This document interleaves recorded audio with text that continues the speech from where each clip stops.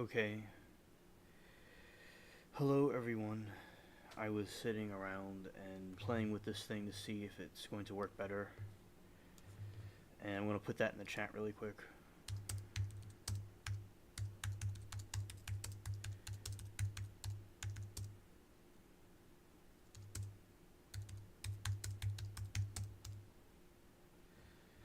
Alright, so I was testing it out before it went live to make sure that everything. See, before I pressed the live button, I was. So if there's a part of the stream that you see that I was being silent, I was testing it before I pressed the live button. So, seeing how this goes again. Alright, take two. Seeing how this goes. I think this may be doing better than before. I'm not really doing any games or anything right now. I'm just kind of just chatting here. Alright. Hello, Primal. Good to see you. I have to go for the night. I need to feed Gizmo. Have a great night and day, everyone. Okay, thank you, Primal. Have a good one. Thank you for coming through. See, this time, before I started, I switched over to the other. I'm going to say everything that happened. So, what transpired on the last stream, some of you may have seen, some of you may just be seeing this one. What happened was, there's two networks inside the network. One of them is stronger than the other one. Like, one of them is 5G, one of them isn't. So, before I go live, I press it's called A with a couple letters. I didn't press that one. I just had it stuck on B. So it was stuck on B because I had it on that one because it does that by default. So I saw that as I pressed the live button and it was going, I saw that it was on the other network. So then I was trying to switch them over and it kind of glitched a little bit.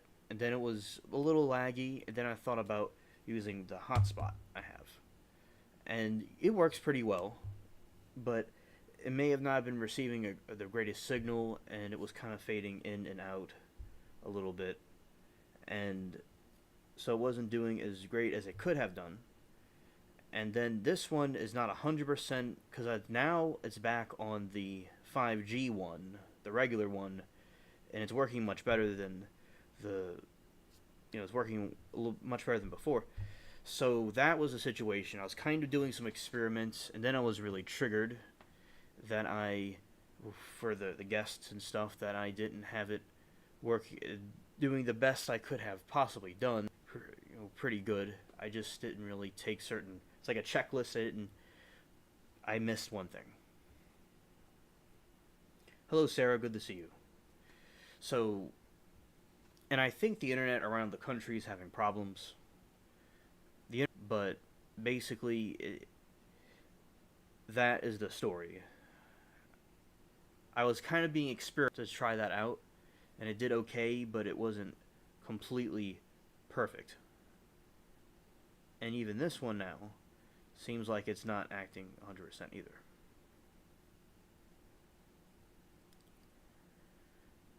But this is a little bit better than before. That's good.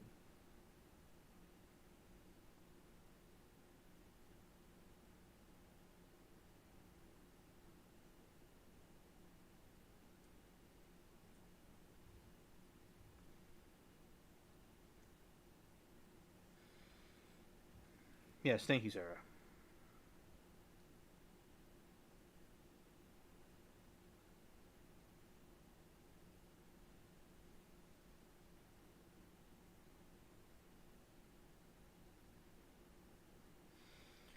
Yeah, and Sarah, I hope that you've been having a good day.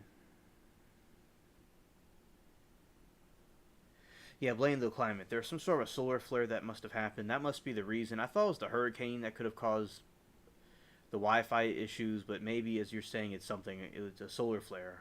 I didn't think of that.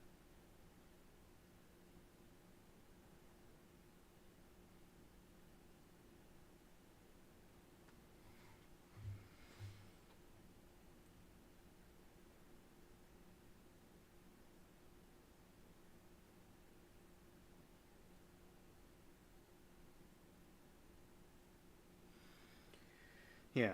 So, yeah, blame the climate. Yes. I'm not doing the game right now, as I said, because it's not 100%, but it's better than before because as I said, just kind of going through it again. Maybe those that weren't here, I want to kind of repeat myself. So when I first launched the stream on the other one, it was on the wrong network. Then I learned this as I was going live because I forgot about it. Then I was about to switch it right then and there, and it caused the lagging. Then I tried the hotspot to see if that would just clear everything up quickly as an experiment, and it was working. Then it would kind of fade in and out. So I just wanted to just do it over again and test it with the better part of the network, and this is why it's a little more stable than the one before. Yeah.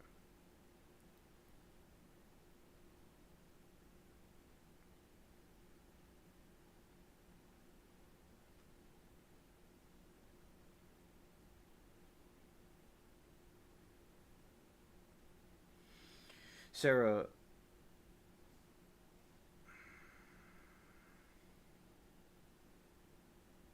what do you mean exactly, Sarah? Can you repeat your? I don't know what you're talking about because you're saying a little of both. All's good. We'll hang in there. I'm not too sure what you mean exactly, but okay. So basically, what I'll do now.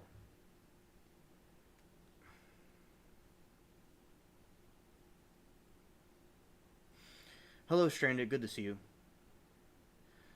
I was stranded. I was having some problems with. I was on the wrong network, so I had to relaunch the.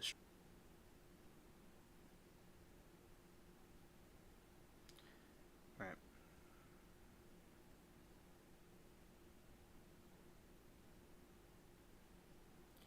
So stranded. What I was saying was that I was keeping up with the Alec Baldwin trial, and what happened was he was so the Alec Baldwin trial. There was a live round on the set, and he went and he accidentally deleted somebody, and he wasn't intentionally trying to do it. And someone in the armory did put something in there to cause somebody to get hurt. Yes, I agree. I agree.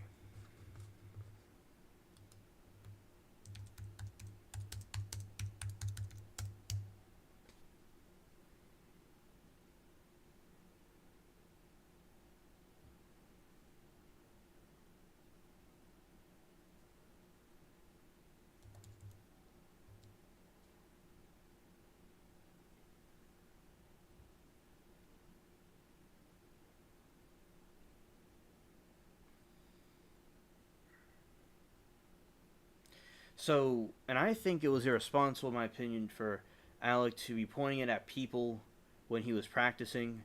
But then again, I understand also he didn't know that somebody was on the other end. He didn't know that there was a live round in there. He thought that all the bullets were not real. So he wouldn't have thought of that. So I think that it's a very mysterious case. They need to find out who exactly did it, who exactly pulled the act of putting real bullets on the set. So they have to find out who really did that.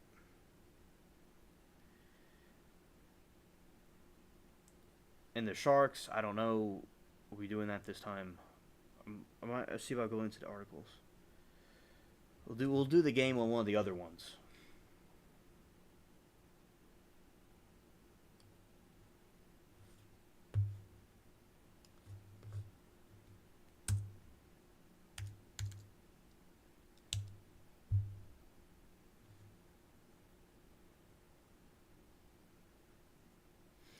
Oh, you are getting weather from it too? Yeah, it's a pretty intense hurricane.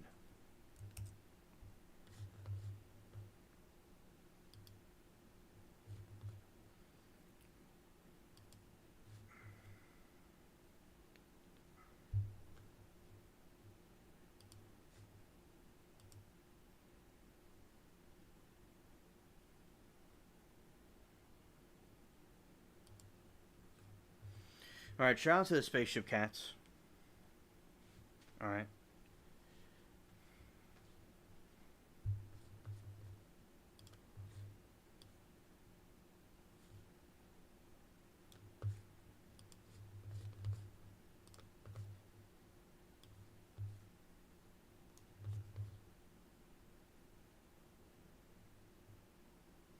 You don't think what is an accident? Oh yeah, the Alec Baldwin thing. Okay. Yeah. Okay. And he does have a temper. He's known to having a temper.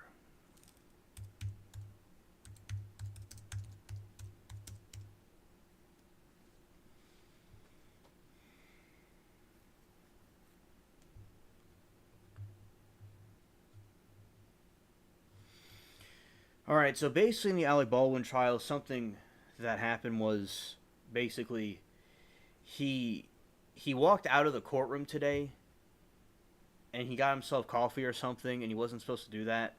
And it was pretty funny because people were thinking that he, he shouldn't have done that. And it's bad conduct. And the prosecutor is very angry, and she seemed very bitter. And his attorney kept on like saying and he seemed kind of nervous.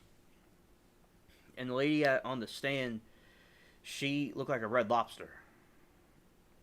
So that was pretty interesting, how they did that. How basically how these people can go and you have a bunch of characters on the set of this trial. You see, that's him, and he's real like snarky. He constantly looks angry looking. And he has like the smug look on his face. And as I said, I understand that they didn't think that there would be live rounds in it, but there was live rounds in it. And he deleted somebody, and they showed like they had today. They were showing at the breaks. They had in the program they're showing they're kind of discussing with some experts about the shooting incident and about did he act inappropriately, could he have done something different. But basically, well, the expert was saying that gun safety is very important. Now I was saying also, if they were shooting a scene, it would have happened anyway. This situation, you would have had this occur either way. And also, basically, like if they're shooting a scene and they pull the trigger, somebody was going to get hurt. So, I think it's very important to understand that it's important to get the people that put this live bullet in there or whatever it is, because this is unacceptable. And it's very split in the chat. People have split opinions about if this guy was guilty or not. Stranded said supposedly they were using the pew pew earlier with live rounds for target practice, and supposedly he didn't know about it. Yeah, Stranded, that's what they were talking about in the chat, but I don't know if it's completely confirmed about that. Yeah, I don't know if that's confirmed or not, because we mentioned that, and then we didn't mention that. Maybe it wasn't completely confirmed, but yeah, so basically somebody was using it for target practice, and they got mixed up with real bullets, and that's what happened. So that is a good explanation, and they need to find out who accidentally put the real bullets there. And there's a difference between a live round and a non-live round.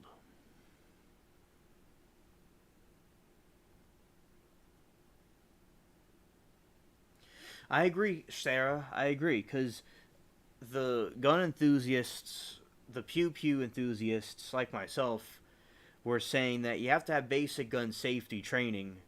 And it's like with basic gun safety, you don't go and point it at people. And but as I said, if they're shooting a scene, somebody would have gotten hurt. But you basically don't do that. You don't go and you don't point at people and all. I understand with the safety precautions those measures were not taken. Stranded said, but I think the timing of it since the director was working a documentary that would expose Hollywood and trap. Oh, interesting.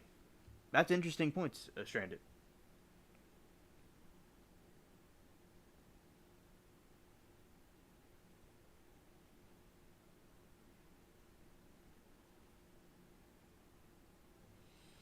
Yeah, so there could be some sort of foul play here intentionally. I see. That's a good point. I didn't think of that. Thank you for bringing that to our attention, Stranded.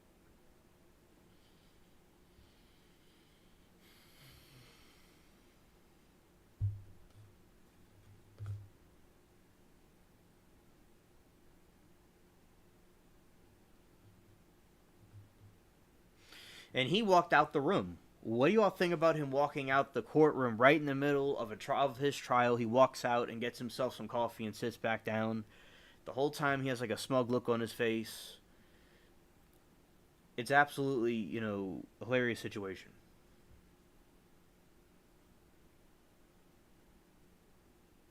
Okay, Stranded, you can let us know. I appreciate that if you'd like.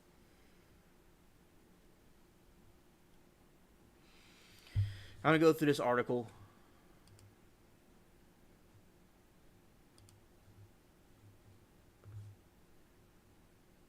Alec Baldwin trial day 2. Defense accuses investigators of rush to focus on Baldwin.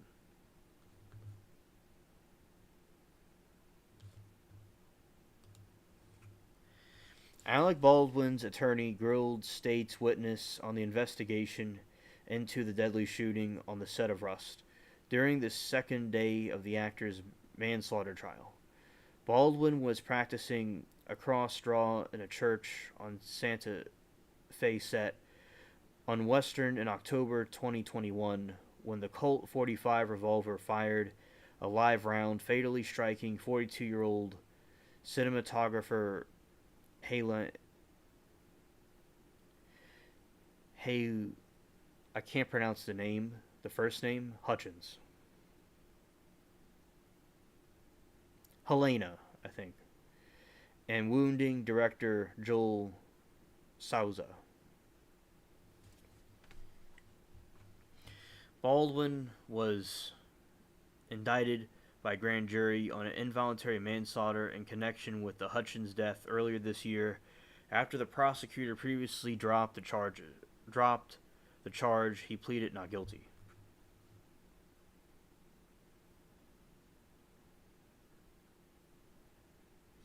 Sarah says, think he acted or try to act like he was important. During cross-examination on Thursday, defense attorney Alex Spiro questioned a crime scene technician on how thorough the probe was into the source of the live bullet, including the search of PDQ arm and prop, and I don't know how to pronounce that. ALBUQURQUE, which provided the set with firearms and ammunition, questioned on how extensively the investigators searched the business. Technician Marissa Popple, who conducted evidence in the case, said the Santa Fe County Sheriff's Office team reasonably searched the warehouse.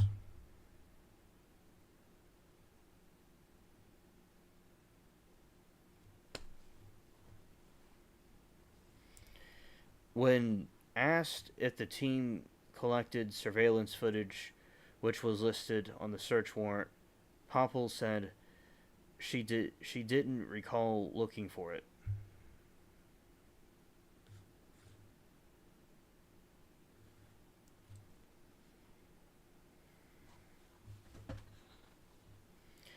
Isn't the truth that you were just trying to get this over with and that the prosecutors could focus on Alec Baldwin's? Spiro asked.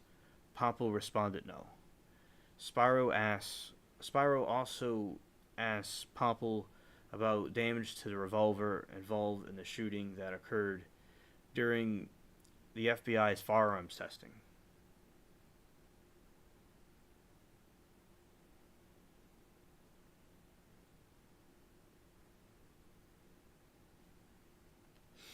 Exactly, Stranded. Exactly.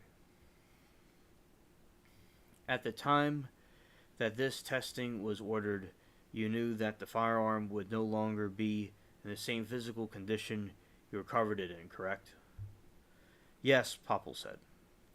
Spiro said during the opening statement that Baldwin wasn't given the chance to have the gun tested in its original condition, preventing him from being able to show his truth. Baldwin has maintained he did not pull the trigger of the firearm through the FBI's forensic report determined the gun could not have been fired without pulling the trigger. During the opening statements on Wednesday, prosecutors argued Baldwin's behaved recklessly.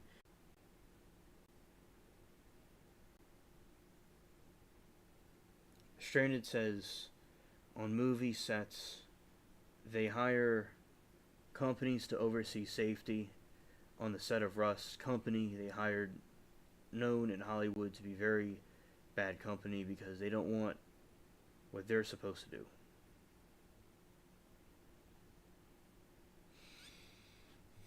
I'll read that again. On TV movie sets, they hire companies to oversee safety. On the set of Rust, the company they hired, known in Hollywood, is very bad company because they don't do the safety precautions they're supposed to do. Popple testified Thursday that there is no evidence Baldwin brought a live round onto the set or loaded the live round into the gun.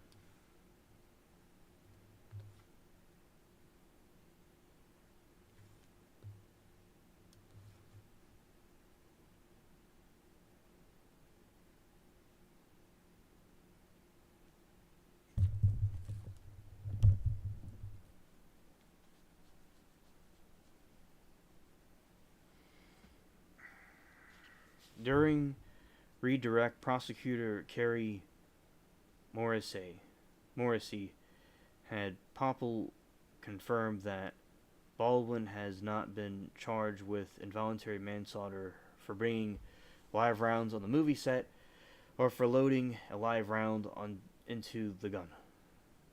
Has a person already been tried and convicted of those things? Morrissey asked. Yes, Popple said, referring to the film's armorer, Hannah Gutierrez. Gutierrez was found guilty of involuntary manslaughter. In March, prosecutors argued she repeatedly failed to maintain proper firearm safety and brought several live rounds onto the set, including the one that killed Hutchins. She appealed her conviction in May. Her attorney told ABC News on Thursday that they have been informed that she will be called to testify on Friday and plans to invoke the Fifth Amendment.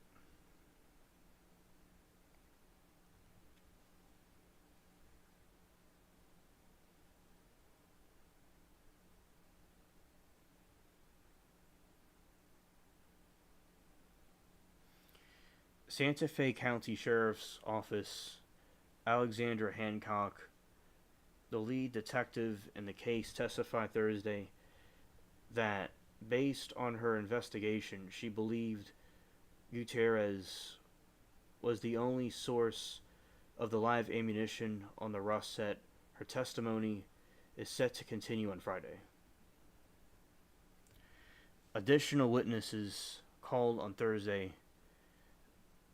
Two people who worked for Pieta Firearms, the company that manufactured the revolver involved in the shooting, testified that the firearm could not have fired without the trigger being pulled.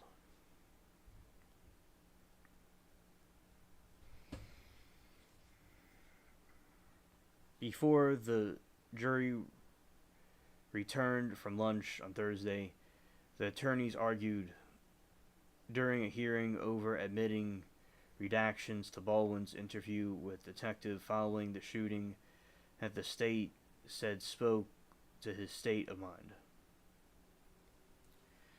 Judge Mary Mallow Sumer denied some portions of the transcript from being admitted, but did allow a part where Baldwin talked with his wife and another person about a planned family trip to New Mexico. Morrissey said Baldwin was looking to convince his wife to still come because they can't get in their money back for the plane tickets, and they like to go ahead and have a good time.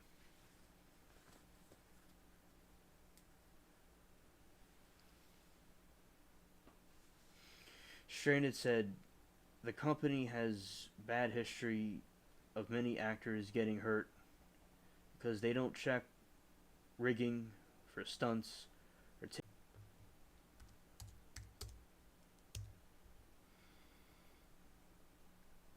blanks and pew pews to keep prop weapons separate from real ones. Most sets won't hire this company. They only get work by low budget productions, and big actors typically refuse to work with the company.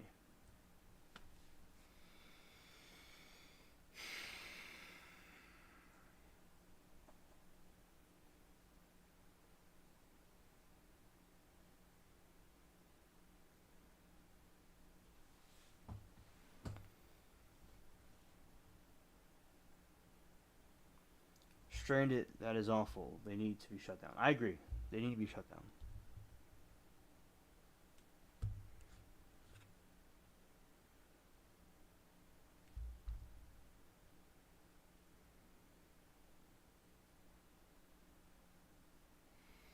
I'm 63 years old with 6 kids. I can't rely on luck anymore. Morrissey quoted Baldwin as saying he's talking about his career and that he can't rely on luck anymore. This goes exactly to his motivation not to tell the truth. Marlo Sumer said she didn't think the information was that helpful, but she said, I'm going to let it in because the lateness of your redaction. So that's just like what was going on today.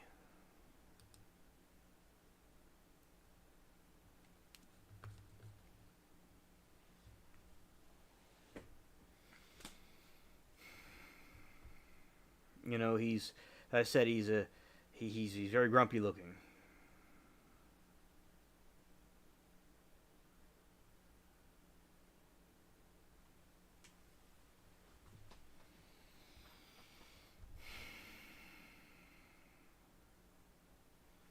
Strained said, Sarah, yes.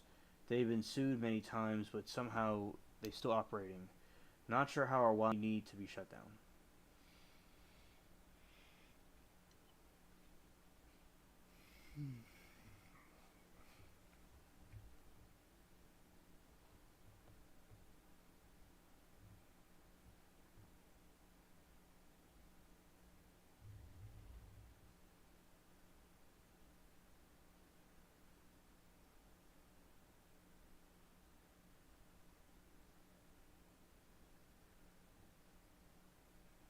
I'm still here. I'm still here. I was checking something.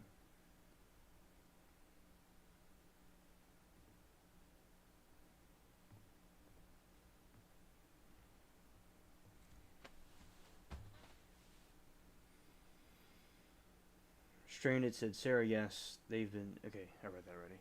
Yeah, so that is the news on Alec Baldwin. Hey, Bal. Good to see you.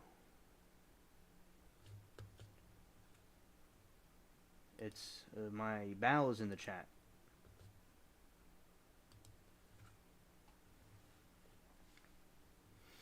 So that's basically what's going on, and it was funny watching him walk out the courtroom, and everybody the whole time was roasting him, and the prosecutor, and the judge is pretty cool, but his lawyer that was like cringing, it was pretty, as I said, pretty cool. It was a really interesting day today, and he just has, these cringe moments.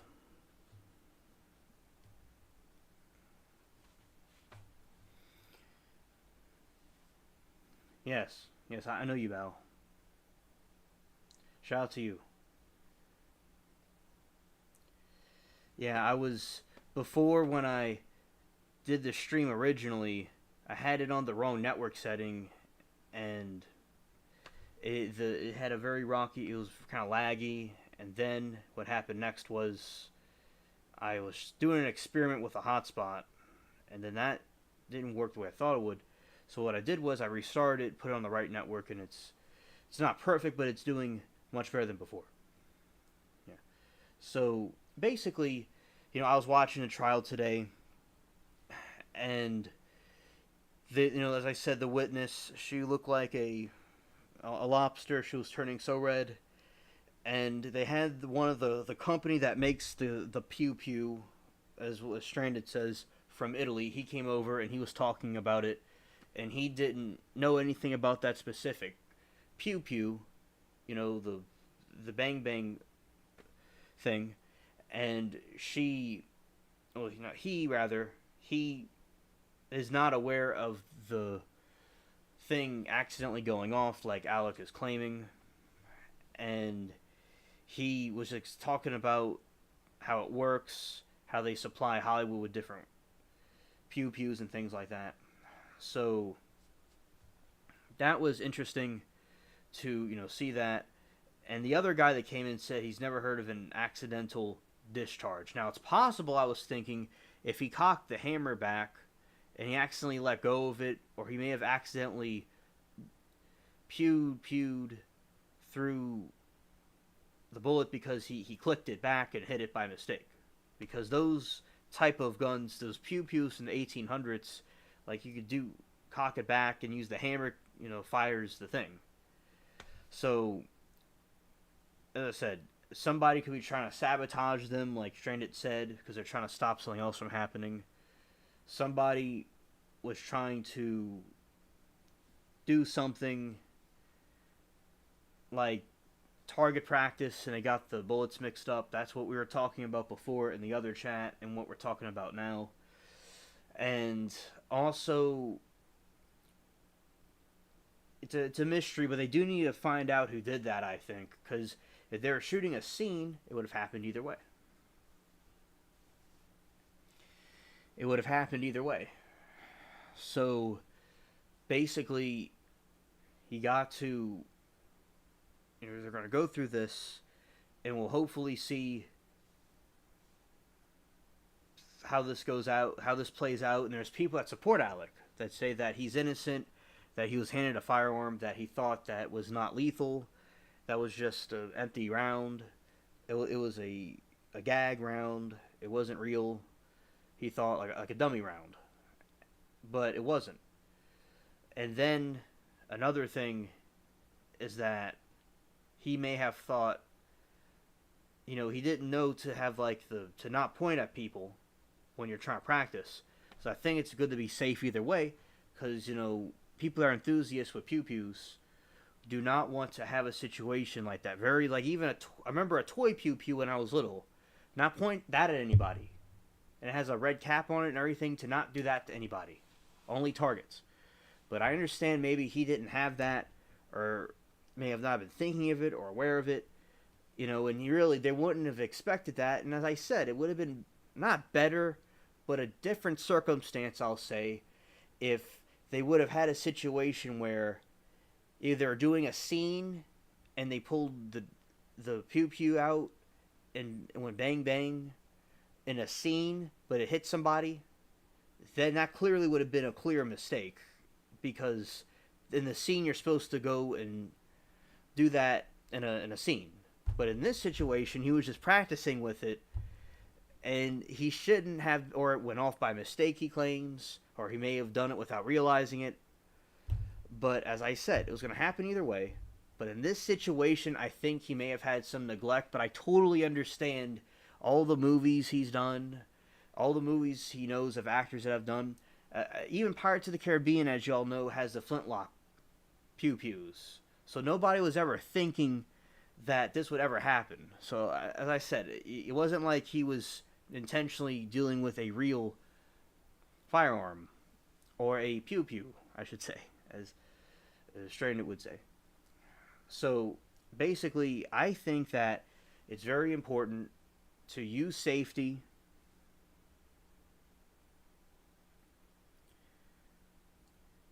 and also to be cautious and double check. That's why I always like to double check things.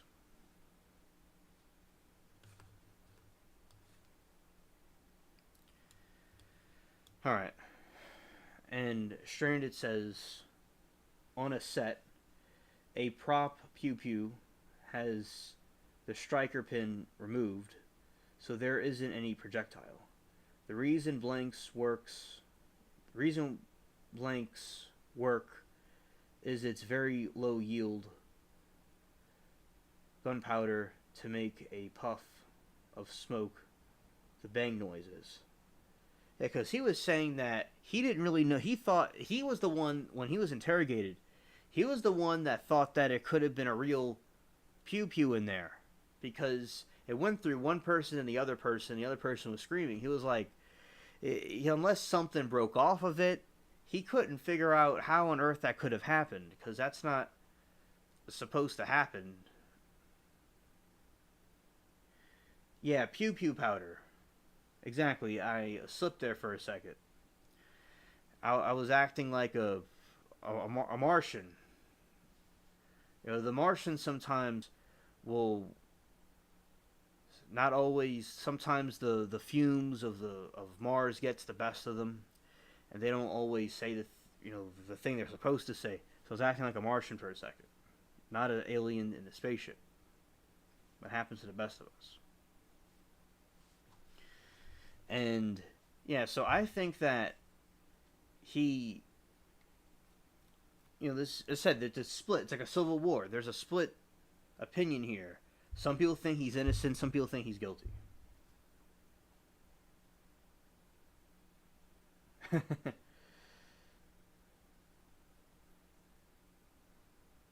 Hidden Angels says, I rather like pewter myself. Yes. Stranded says, add it in editing. It's only the blunt end of the hammer, no pin, that hits the blank to activate the powder. Thank you, Stranded, because I may not know all that I'm talking about. I remember Marvin. Yeah. That was a funny cartoon.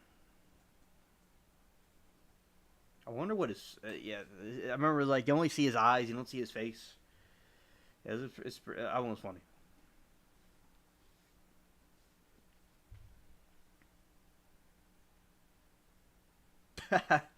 Sarah says, if anything, guilty of neglect and common sense.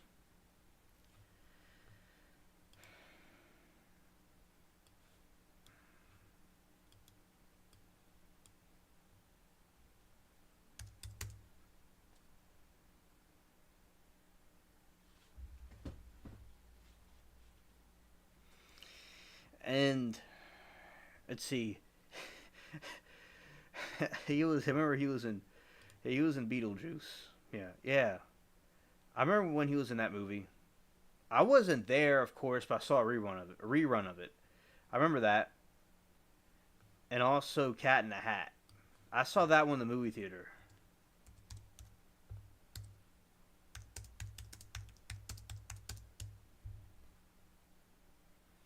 Yeah, I remember him in Cat in the Hat. I was like, this guy. I know he was acting in a movie, but I'm like, this dude got an attitude, man. I was like, this dude has an attitude to him. And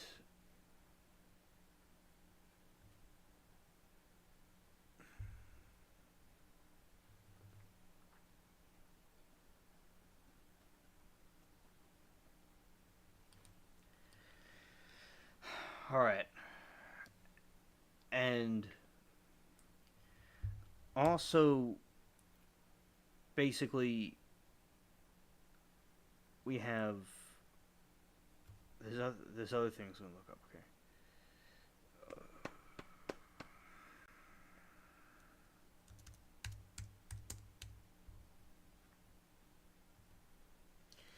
Hidden Angel says it's really frightening how easy it is to make a life-deleting mistake. Absolutely, absolutely.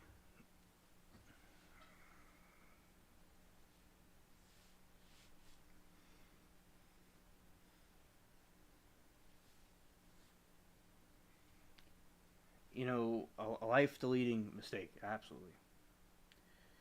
Like in a blink of an eye, it could happen.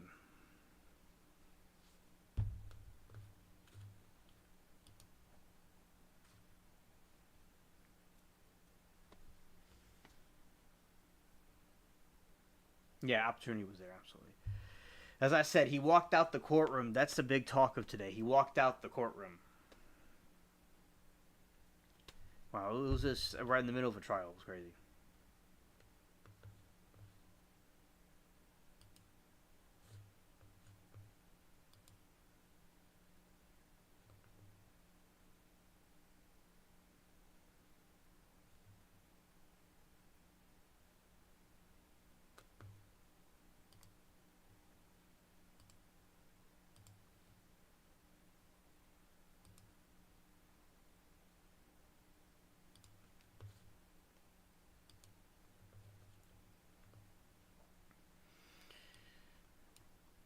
Yeah, because he's being charged with involuntary manslaughter.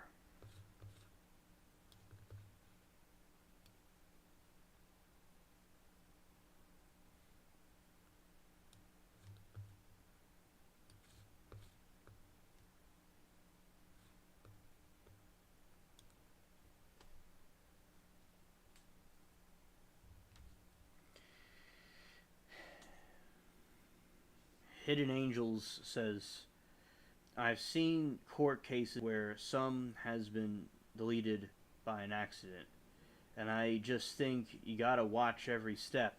Amen. Hidden Angels, amen.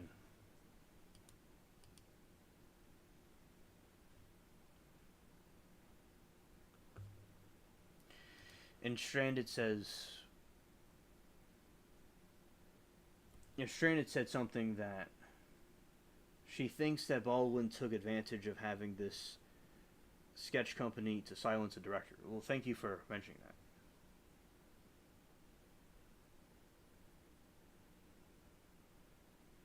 Yeah, someone. Yeah, I understand completely what you mean because it's like you got to be careful. That's why I'm always cautious about every single move, everything, and hopefully that never happens to any of us.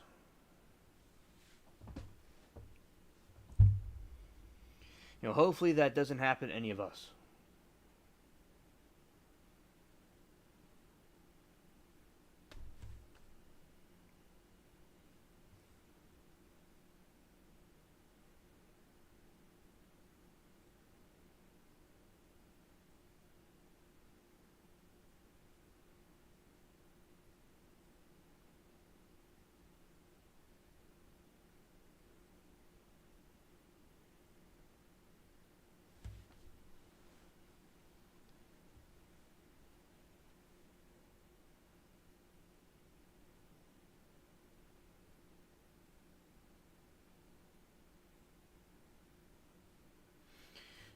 Stranded says, Sarah, if he doesn't get any guilty verdict, I predict it'll be negligence charge and get probation. I don't see him doing any jail time. Just my personal thought. Yeah, I mean, yeah, a lot of people think he wouldn't be found guilty. And he was dozing off. And he had like squinty eyes. He was squinting. And the reporter, one of the reporters at Law and Crime, she was saying about how like they'll have like a break, and they will have a situation where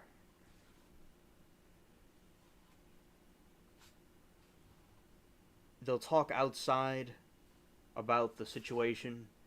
They'll talk and bring in some experts and stuff. So it was interesting. They were saying that Alec is he's older, and maybe kind of hard for him to do this, and he doesn't want to be there. So it's a real tedious situation for him. Hello, Latina. Hola.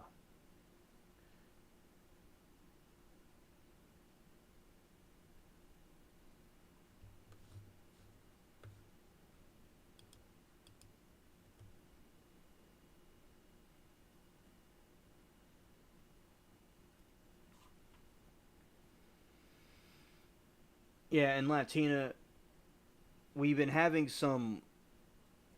So to start off, when I had another version of this stream, but what happened was I didn't have the right network settings selected, and it caused it to be kind of a glitchy startup, and then I tried to put it back, but I did it as I was launching the stream. That's when I realized it happened.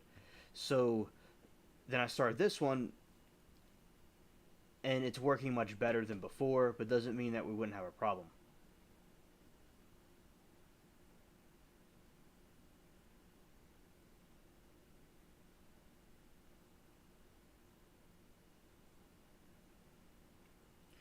So as I said, it was interesting. You may know about the internet, the network glitch memo I talked about before. I just didn't know that you were here, so just to give you a little bit of a reminder about it. But so okay, Latina, that's understood. It's as I said, I don't know what the right answer really would be. There's such a split opinion about this. If he should be guilty or innocent. I do agree that it wasn't his job to check the gun, but at the same time, I understand from the other perspective, from people that are like enthusiasts with the pew pews, that you got to not point it at people. But although it would have happened anyway, probably if they're shooting a scene, and it is good to just be safe and double check things. But especially when you're in a movie, it would be hard for them to expect to do stuff like that. That you'd be thinking of doing something like that. So thank you, Latina, for giving your opinion about that. I appreciate it.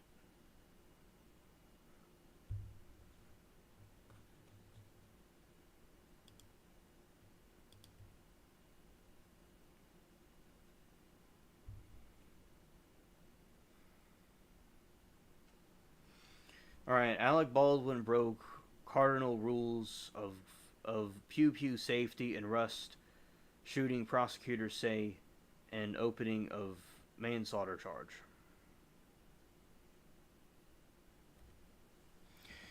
Opening statements began Wednesday in the involuntary manslaughter trial of Alec Baldwin, nearly 3 years after the cinematographer held a gun at a person pulling the trigger.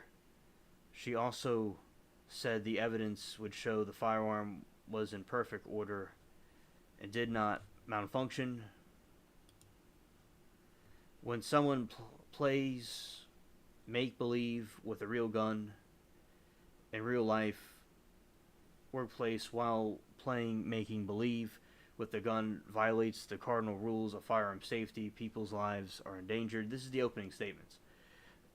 Lives are endangered, and someone could be deleted. She told jurors the evidence will show that someone who played make believe with a real gun and violated the cardinal rules of firearm safety in the defendant, Alexander Baldwin.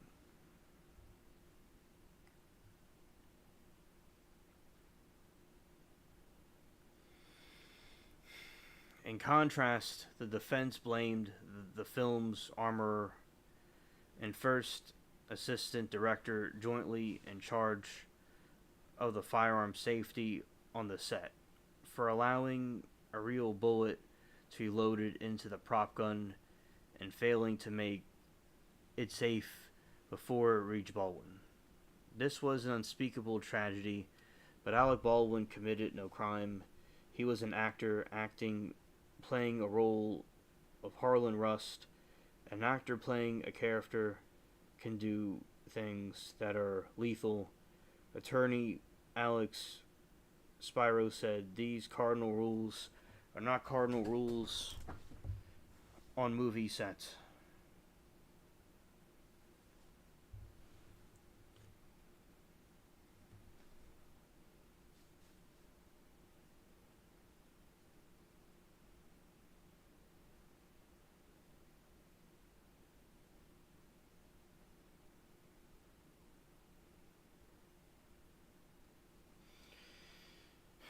I'm sure they find a lot of ways to do that, Latina. I know.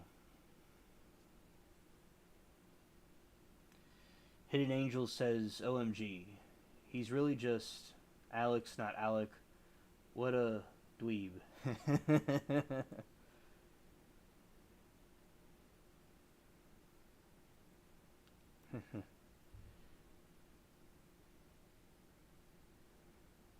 Alexander Baldwin.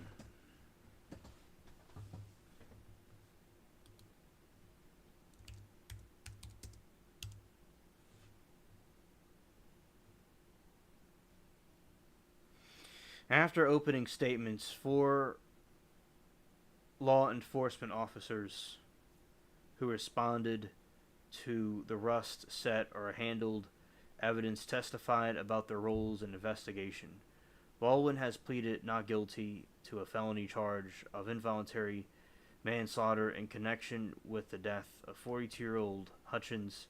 If convicted, he could face up to 18 months in prison.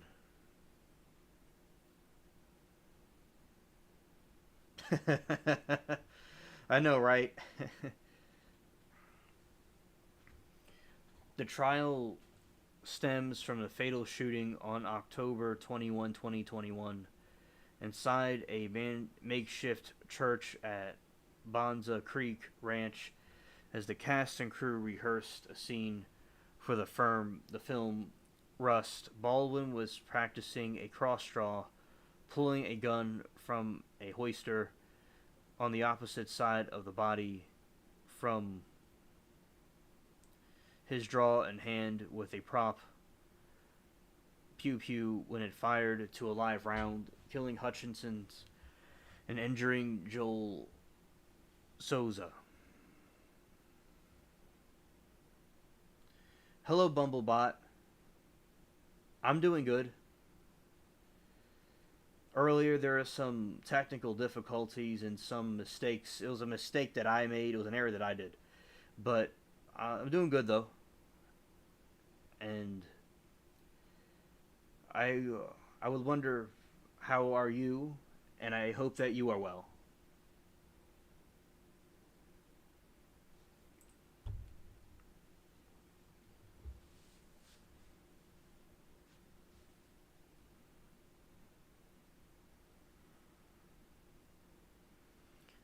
The trial stems from the fatal shooting on October 21 inside the makeshift church, and the cast and crew rehearsed the scene. Was and pulling a pew pew, a holster on the opposite side of his body from his draw hand with a prop pew pew when it fired a live round, deleting Hutchinson and injuring director Joel Souza. The shocking death was the first of its kind since the 1993 death of actor Brandon Lee, the son of martial arts icon Bruce Lee, who was deleted in the filming of The Crow when his co-star fired a prop pew pew containing a fragment of a bullet.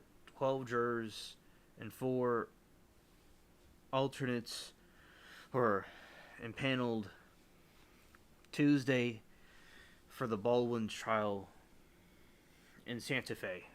The trial is expected to last for about 2 weeks.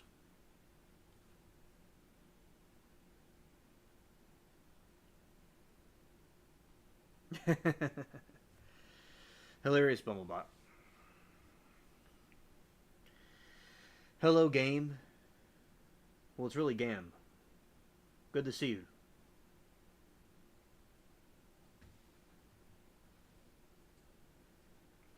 He dropped in for a few.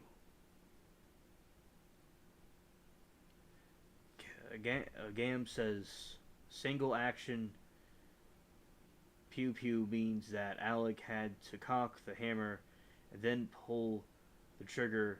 He's guilty as sin. Right. Right. And they're saying it was going to last 8 days.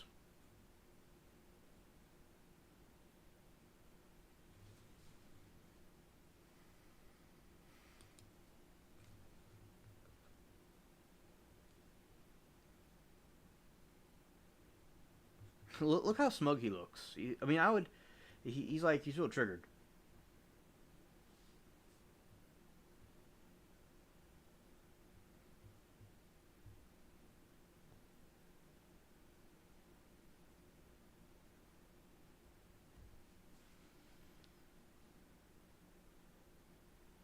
It's funny, Bumblebot. And I remember, like, he was so smug, and he'll have, like, these, he kind of roll his eyes, and he'll, like, as I said, Gam, like I was saying earlier, he walks out the courtroom. It's like in the middle of the trial. It's hilarious.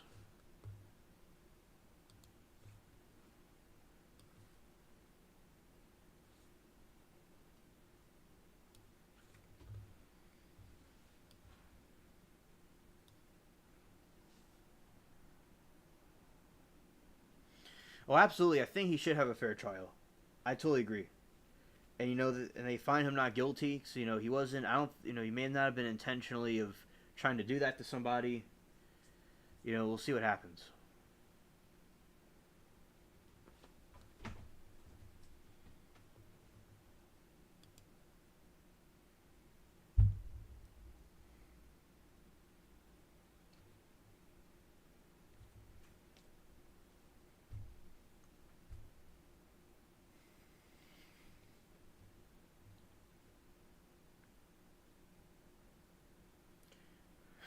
Bumblebot said, "I don't mean to sound conspiratorial, but I feel as those are not real prescription glasses." Right, I know, right? It's like, what are those? Like the glasses he's wearing. Yeah.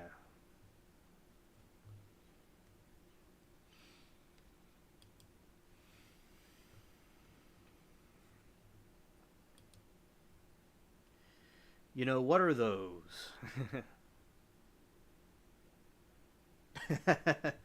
He thinks they make him look smarter.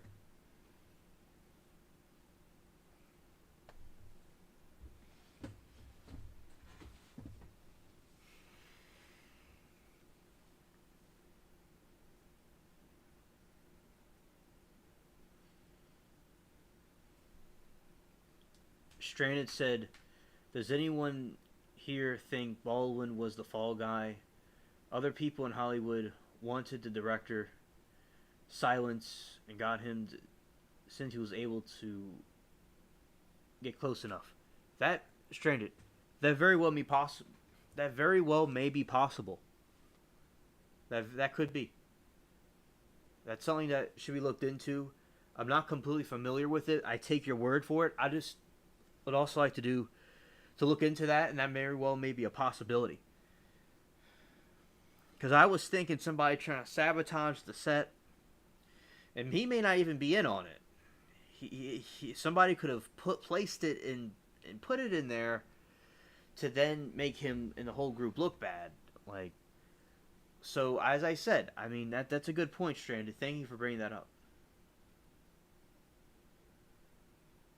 Now, Gam thinks that he would have deleted the director, but maybe it's possible that they want to just cause a diversion to something else.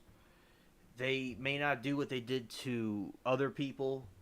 They may do it that way. It's possible that it could have just been another method of doing it, Gam.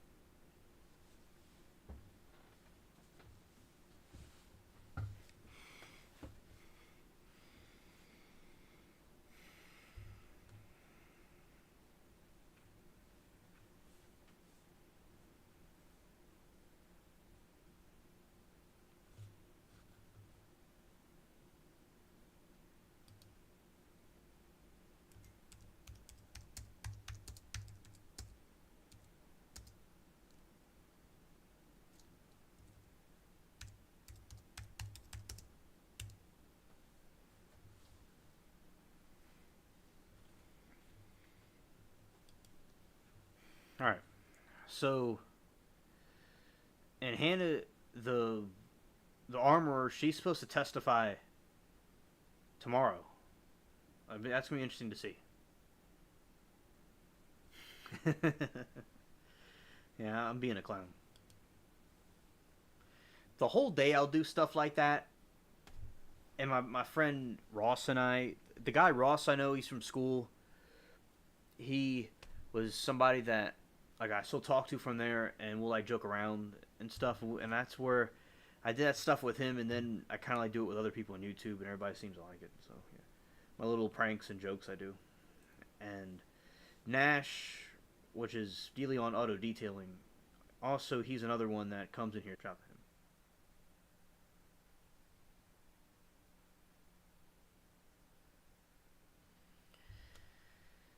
I'm gonna see who the director of the Rust movie was.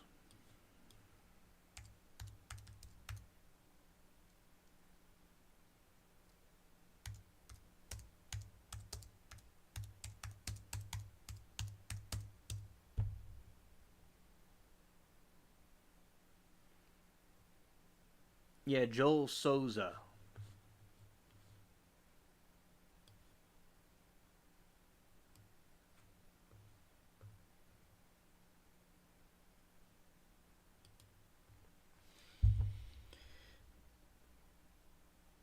Gam says, if I had to judge it just from the evidence we have heard, the prop master screwed up and left live ammo in the pew pew. Baldwin was mad at the chick. He shot and pointed it at her in the scene he pulled. Gam says the trigger in anger, thinking it was just to make a pop sound. Instead, it shot her. Wow.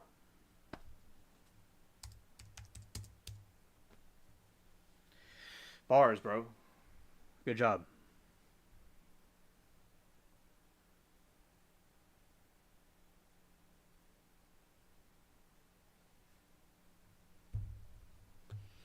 He does look like somebody. Alec looks like somebody has a temper. I remember with Cat in the Hat. I'm like, Lord, this bro. He's spicy. I was thinking, wow, wow.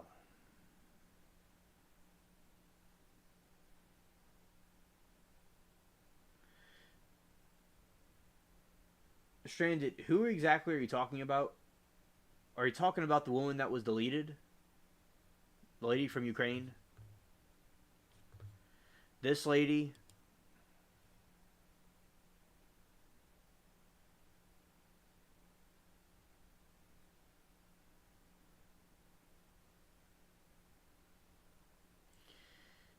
She, like, what did she do on the set?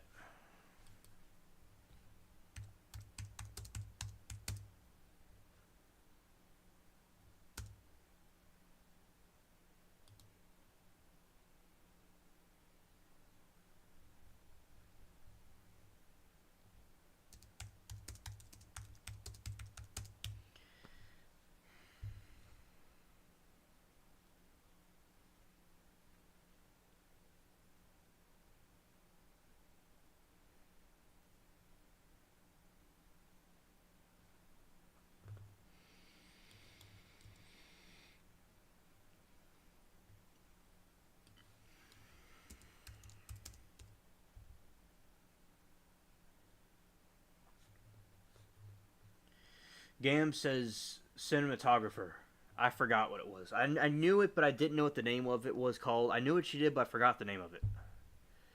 The cinematographer journalist.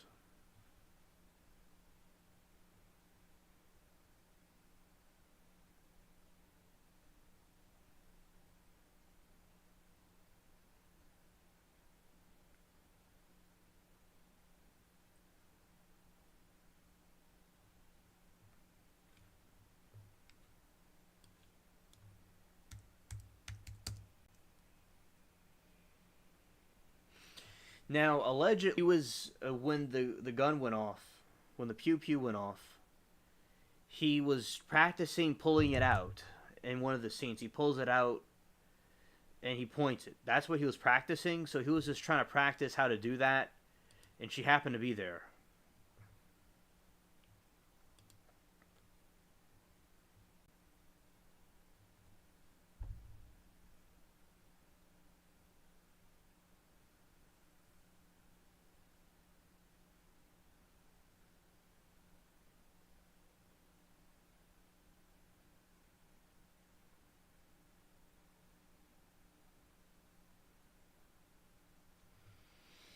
Bumblebot said, "It was odd that Alec was in a ton of interviews right after it happened.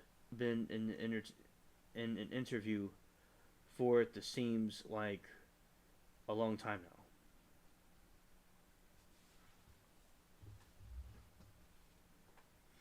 Yeah, because they're not supposed to go on the interviews because it makes them look like is they were the attorney was saying on like the afternoon show, like at the break, did not talk on shows and stuff or try to gain sympathy from people or whatever. So they may have advised him not to do that.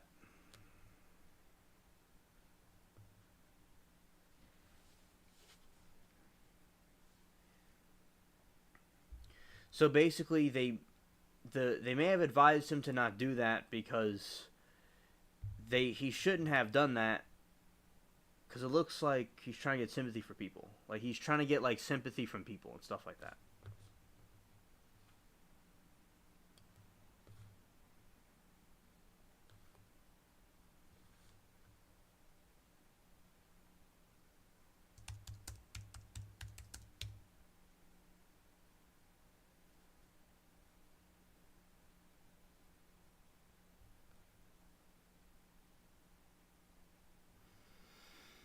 Yeah, it's kind of acting up again. That's why I did that. I'm not too. I have some ideas of what's going on, but I didn't realize I was live for a whole hour. That's pretty good. Last time was 30 minutes. But I was kind of doing some experiments before. But yeah, so anyway, that's a good point that chat's having about.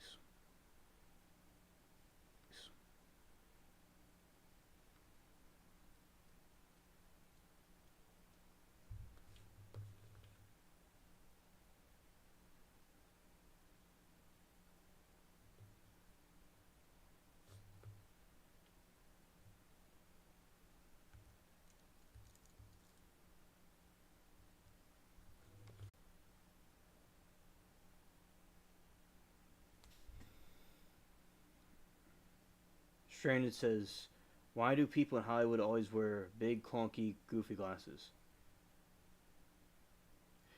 I know. Yeah. Peter Graves looked good with the glasses. He wasn't cringe at all. But Hollywood is cringe now. Now it's saying that it's in the green now. The thing's green now. Funny.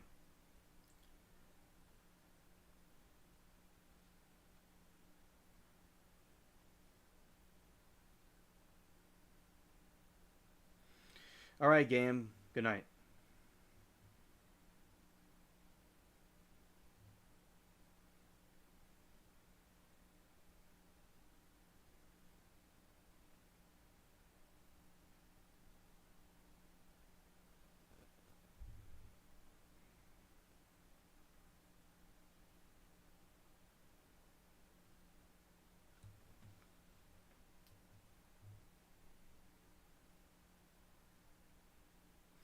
Oh yeah, of course I do.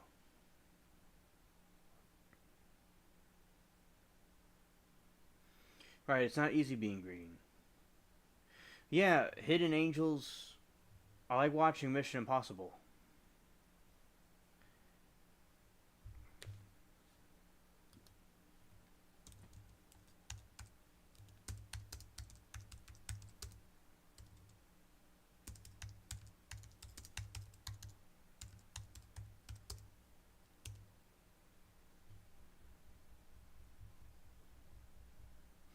Yeah, I like watching the original Mission Impossible.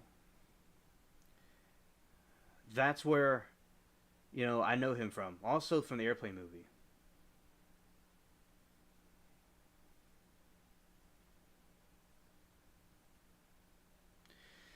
I don't even know what that is, Latina. That's interesting.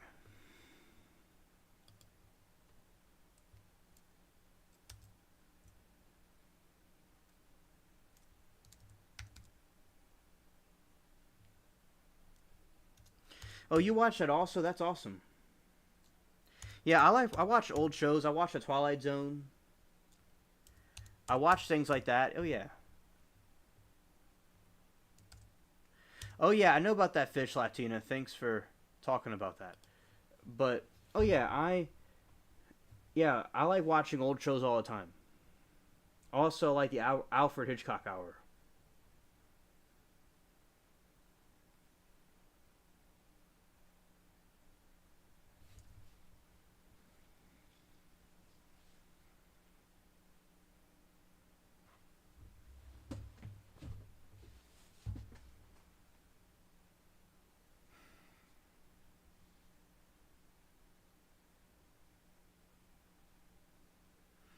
It was a very good show back then.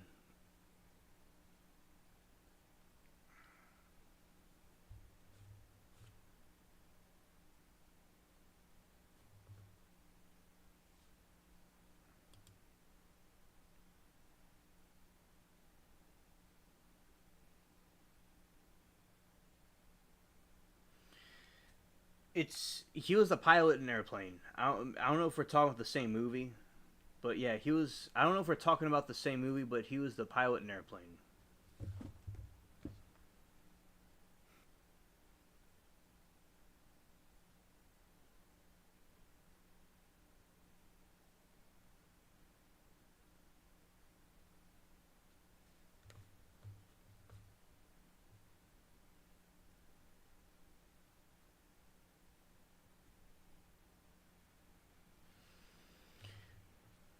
Oh, that's great, Strand. I'm glad that you got to see that.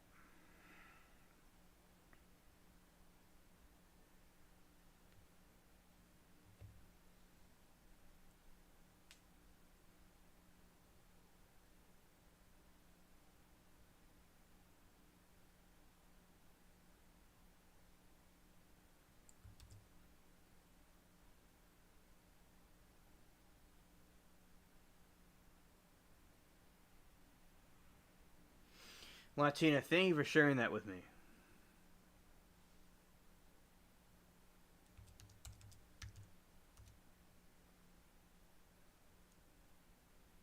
Okay, Hidden Angels, thank you for coming.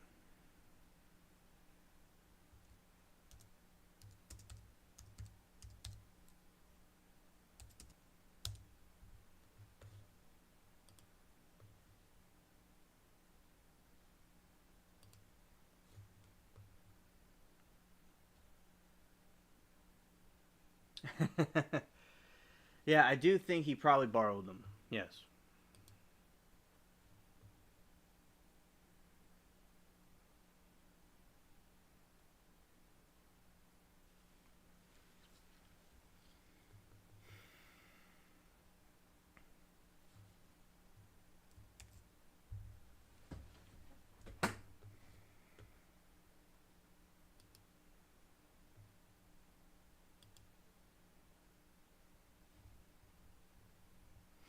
You're welcome.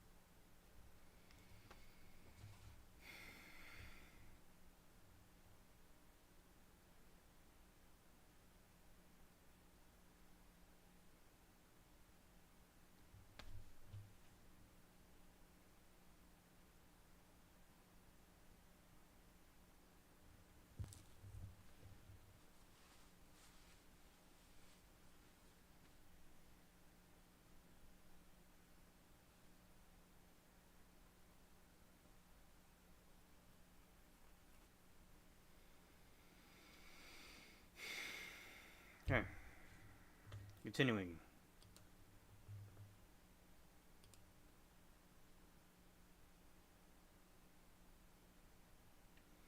This is about some sharks.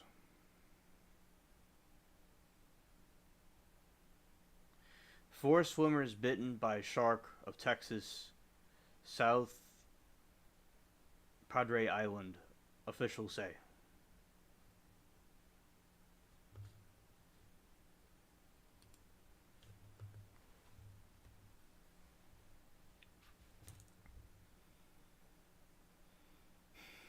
4th of July holiday turned into a nightmare for beachgoers in the waters around South Padre Island, Texas, after authorities said a shark bit four swimmers. The Texas Parks and Wildlife Department reported that four people were bitten by what is believed to be the same shark. Two victims were taken to Valley Regional Medical Center in Brownsville, Texas, one of whom was later airlifted to another hospital, the agency said.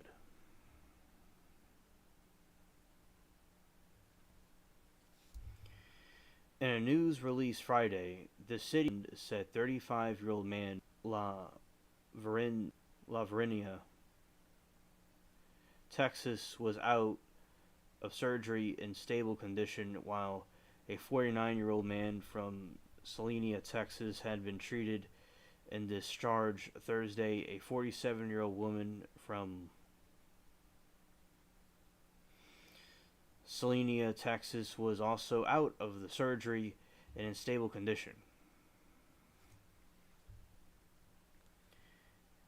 A fourth person received minor injuries and was treated at the scene in the statement.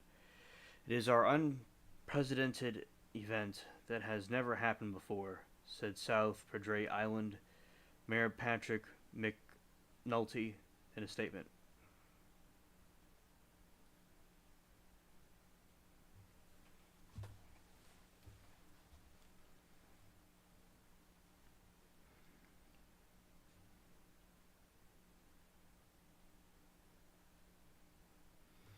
The last reported shark bite was approximately 5 years ago, the statement said. South Padre Island Fire Chief Jim Pigg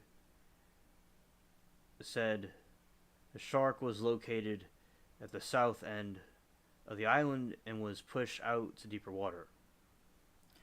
Around 11 a.m. local time Thursday, officers responded to a report of a man who sustained a severe shark bite near the 4,100 block of Gulf Boulevard, and South Padre Island Police Department reported. The victim was treated on the scene for a shark bite to his leg before he was transported to a nearby hospital, police said. Also, shortly before 11 a.m., video obtained by CBS News showed police rushing to the scene of a woman who was bitten in her left leg by a shark while swimming.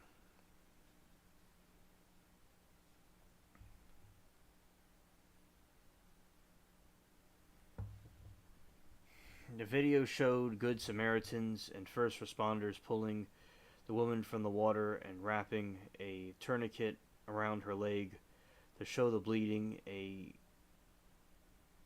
dorsal fin can be seen swimming back and forth near the shoreline. Pending investigation, we do not know the species. We do not know the reason why this is happening. It's unpredicted right here on South Padre Island, Pig said. Dr. Kinsley Banks, an associate research scientist with the Center for Sport Fish Science and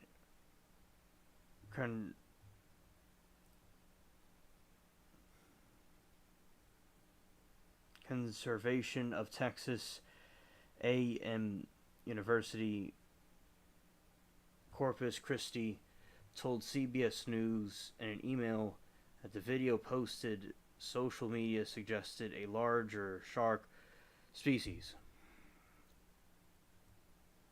Larger coastal species have been known to increase feeding behaviors and remain closer to the shore prior to large meteorological disturbances, Banks wrote.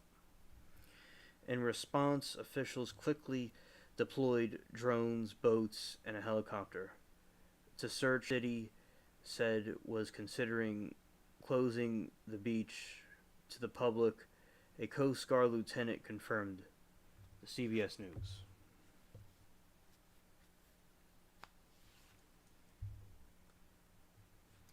Yeah, this was really messed up.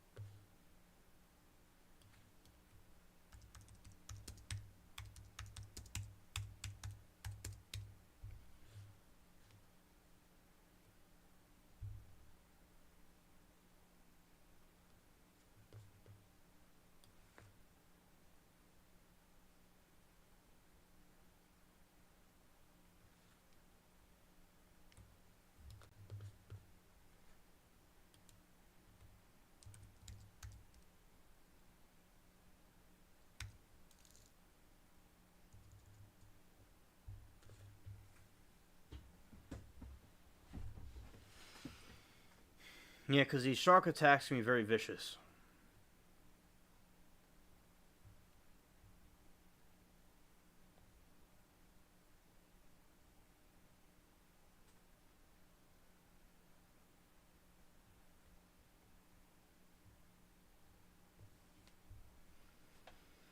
So people gotta be careful when they're swimming in the water.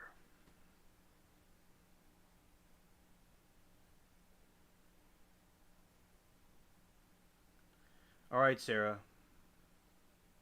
Thank you.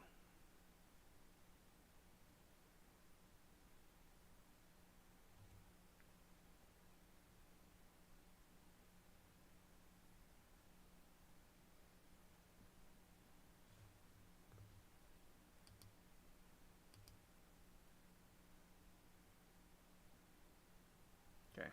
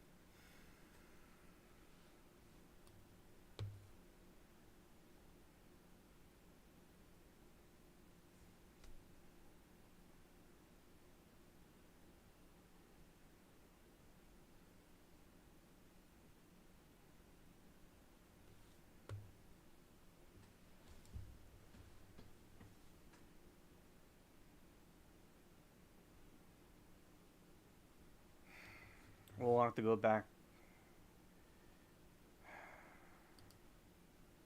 All right.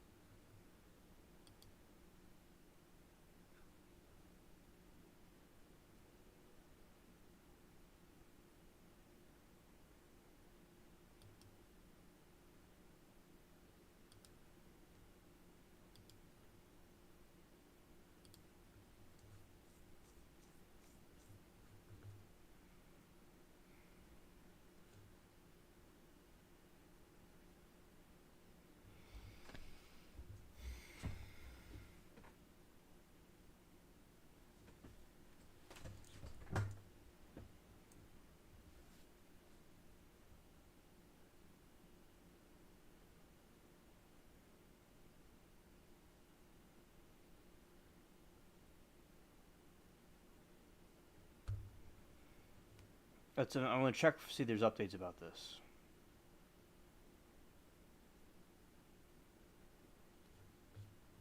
Oh no, this thing's playing. I didn't know it was. So I don't know Stranded. I'll try to figure out what happened and get back to you. Okay. All right. And also, so anyway, so basically over here.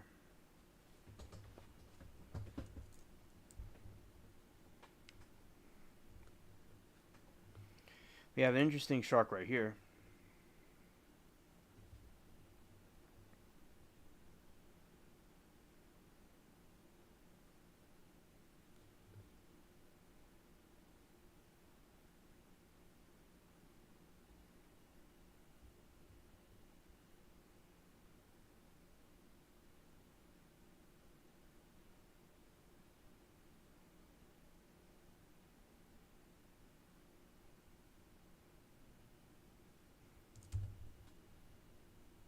I'm trying to look for this name right here.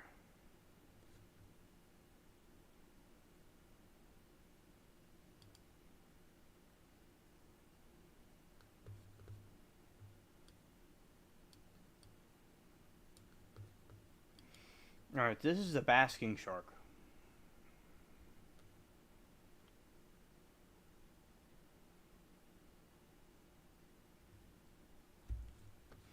I want to check something real quick and see this.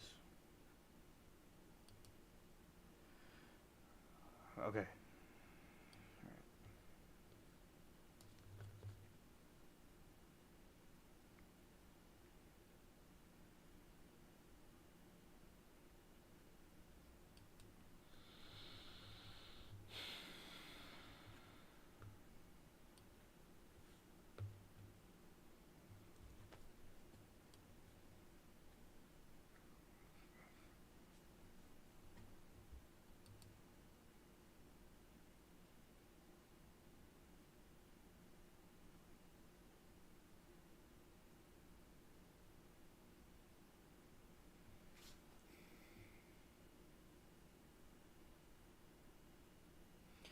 The basking shark is the second largest living shark and fish after the whale shark. It is one of the three plankton eating shark species, along with whale shark and mega mouth shark. Typically, basking sharks reach 7.9 meters, 26 feet in length. It is usually grayish brown with molted skin, with the inside of the mouth being white in color. The caudal fin has a strong lateral keel and crescent shape. Other common names include bone shark, elephant shark, sailfish, and sunfish. And Orkney, it is called a hoe mother, contracted homer, meaning the mother is the picked dogfish, which that's a really interesting name. And look, this fish is pretty crazy looking. I mean, this shark's pretty crazy. Look at its mouth. Wow.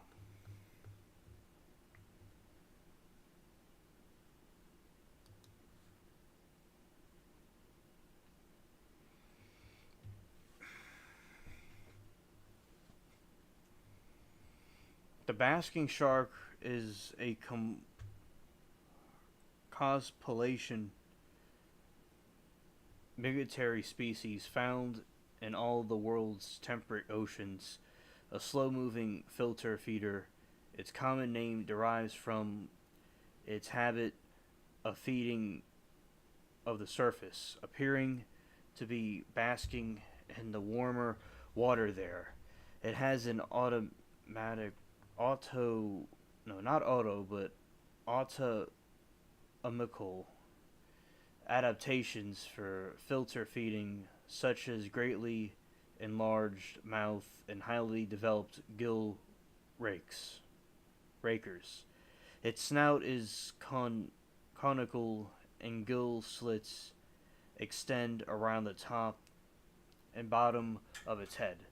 The gill rakers, dark, bristle like, are used to catch plankton as water filters through the mouth, over the gills, and the teeth, and numerous very small and often number 100 per row. The teeth have a single conical cusp, are curved backwards, and are the same on both upper and lower jaws. The species has the smallest weight for weight brain size of any shark, reflecting its relatively passive lifestyle. It is Bumblebot, it sure is.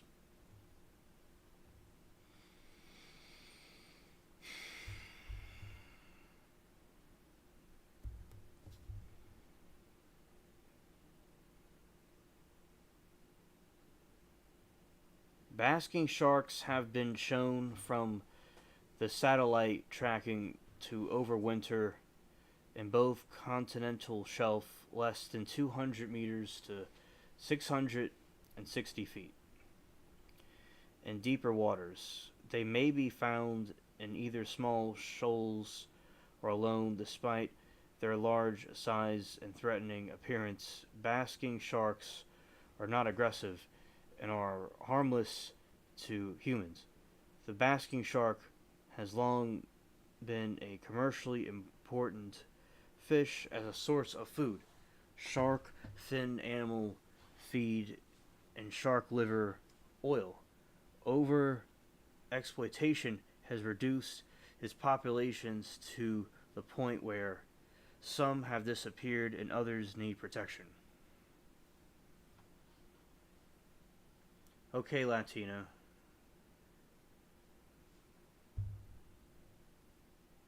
Alright, Latina, seen a little bit.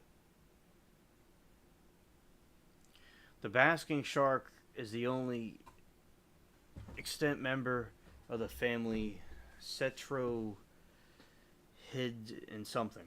Part of the Cetrohinidae.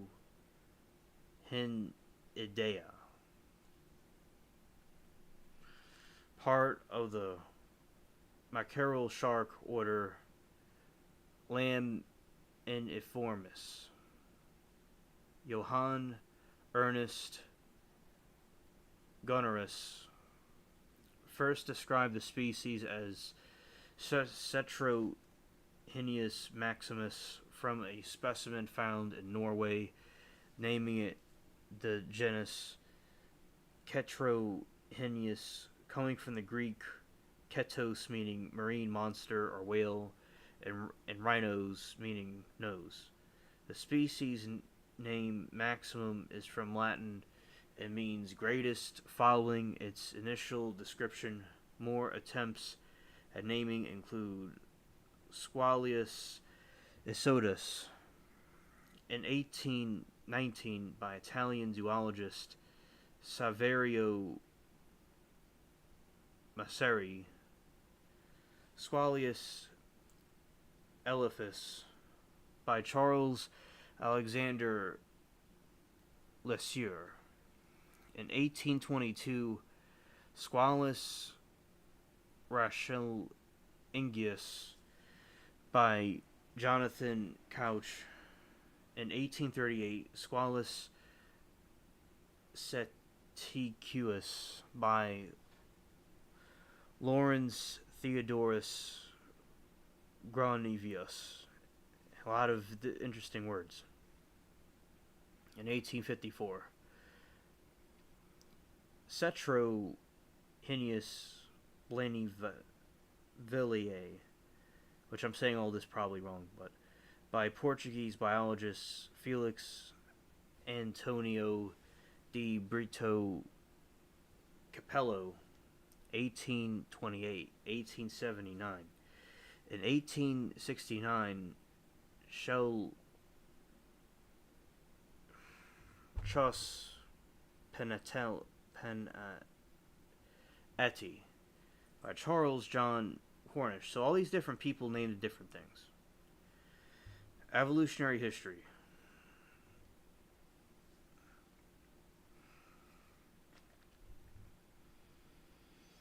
The oldest known members of Cetrohinidae are members of the extinct genus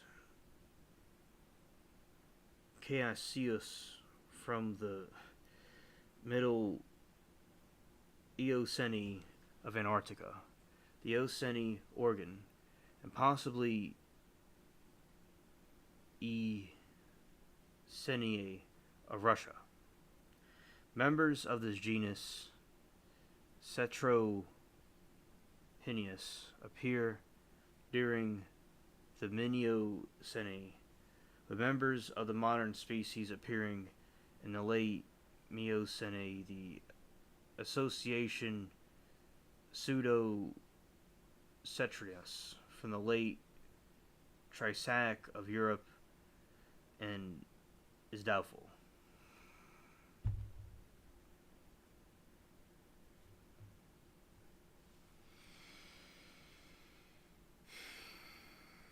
Range and habitat. The basking shark. Alright, stranded, good night. The basking shark is a coastal pelagic shark found worldwide in boreal to warm temperate waters. It lives around the continental shelf and occasionally enters brackish waters.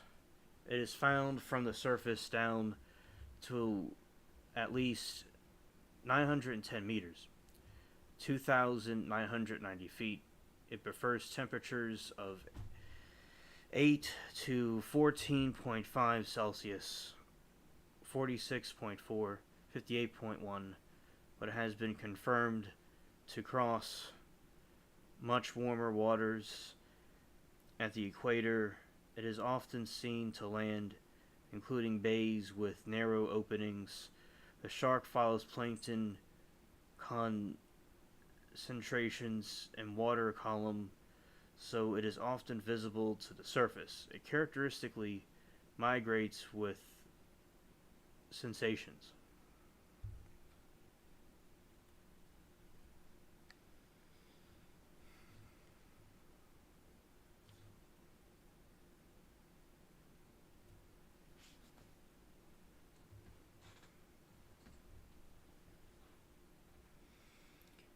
Anatomy and appearance.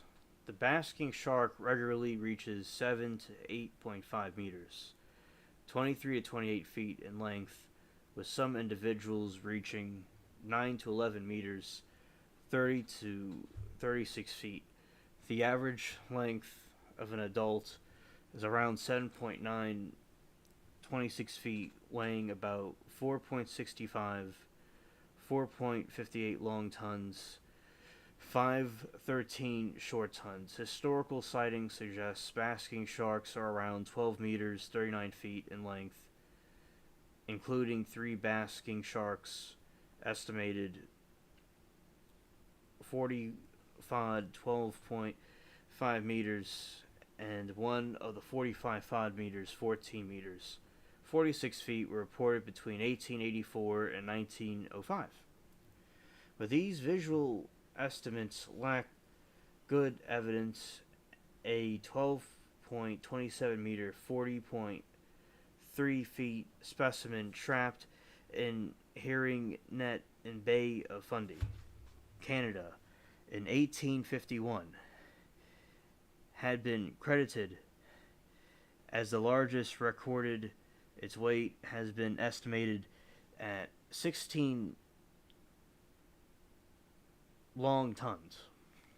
A study looking at growth and longevity of basking sharks suggested that individuals larger than 10 meters, 33 feet, are unlikely. This is second largest extant fish species after the whale shark.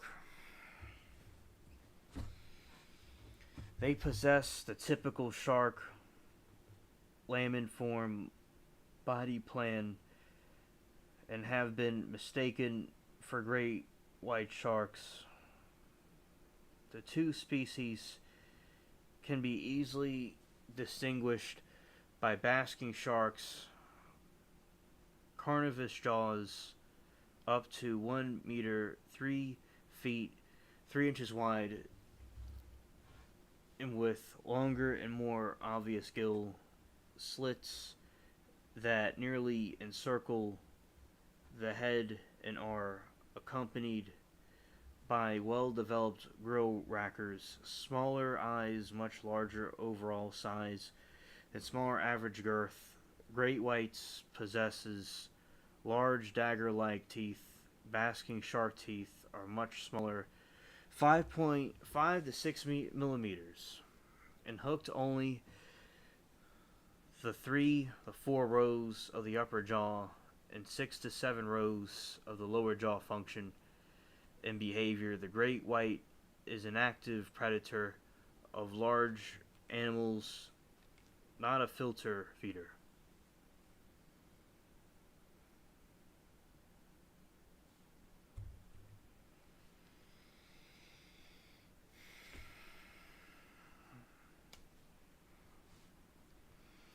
Other distinctive characteristics include a strongly keeled caudal peduncle, highly textured skin covered in placoid scales and mucus layer, a pointed snout distinctively hooked in younger specimens,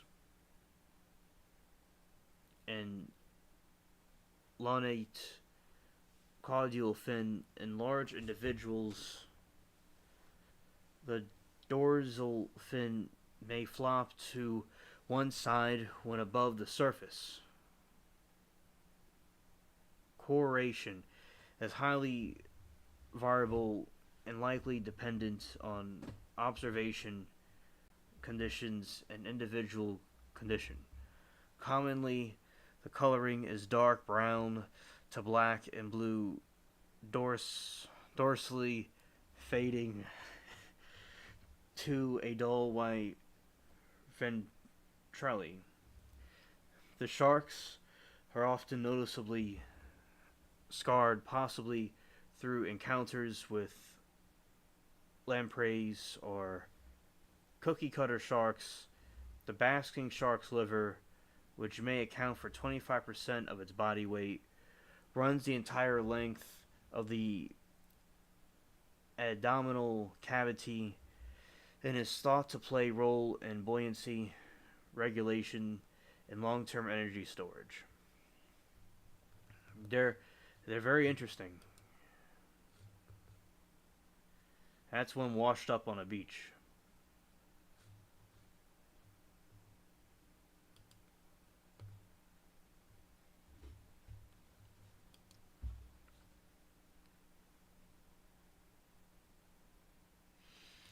Yeah, that's pretty cool. They're very cool sharks.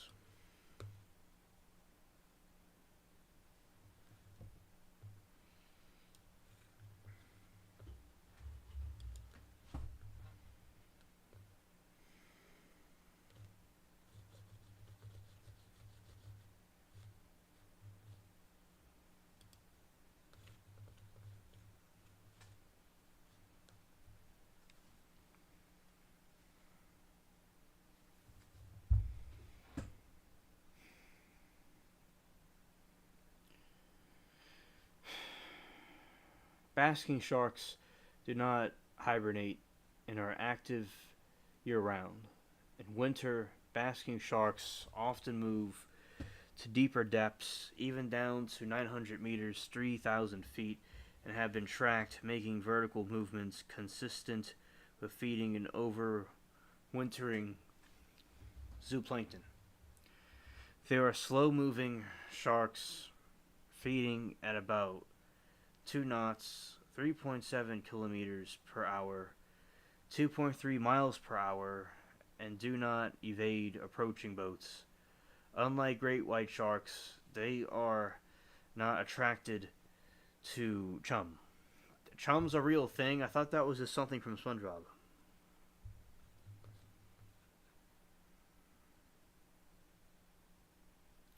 Chumming is the blue water fishing practice of throwing meat-based ground bait called chum into the water in order to lure various marine animals to designated fish ground so that the target animals are more easily caught by hooking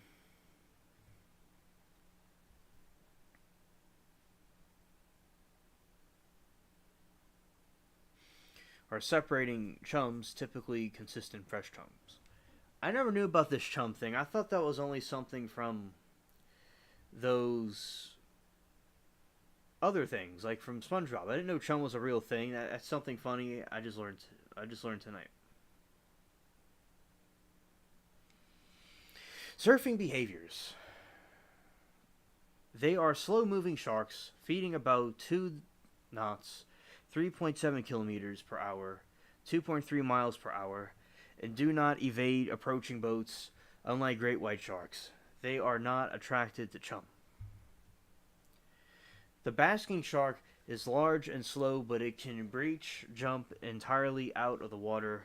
This behavior could be an attempt to dislodge parasites or encinals. Such interpretations are speculative, however, and difficult to verify. Breaching in a large marine animals such as whales and sharks might equally well be inter-trans-Pacific threat displays of size and strength.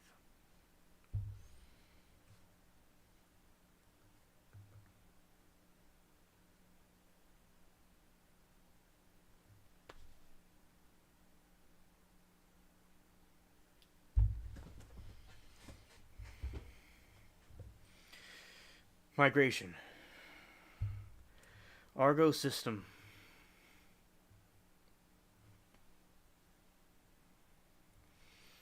Argos is a global satellite-based system that collects, processes, and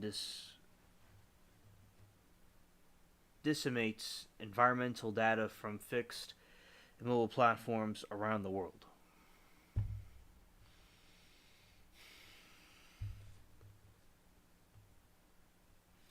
Satellite tagging of 20 basking sharks in 2003 confirmed basking sharks move thousands of kilometers during the summer and winter, seeking the richest zooplankton patches, often along ocean fronts. They shed and renew their gill rackers in an ongoing process rather than over one short period. A 2009 study tagged 25 sharks off the coast of Cape Cod, Massachusetts, and indicated at least some migrate south in the winter, remaining at depths between 200 and 1,000 meters, 660 and 3,280 feet. For many weeks, the tagged sharks crossed the equator to reach Brazil. One individual spent a month near the mouth of the Amazon River. The Amazon River is pretty cool. I mean, that's a long distance. That's a long distance. These sharks can get around. That's for sure. They may undertake this journey to aid reproduction. On 23 June 2015, a 6.1 meter long, 20 foot, 3,500 kilogram basking shark was caught accidentally by a fishing trawler in the Bass Strait near Portland, Victoria, in East Australia. The first basking shark caught in the region since the 1930s, and the third reported in the region in 160 years.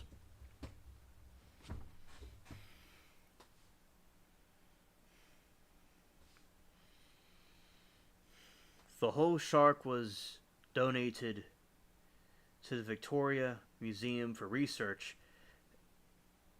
instead of the fins being sold for the use of shark fin soup.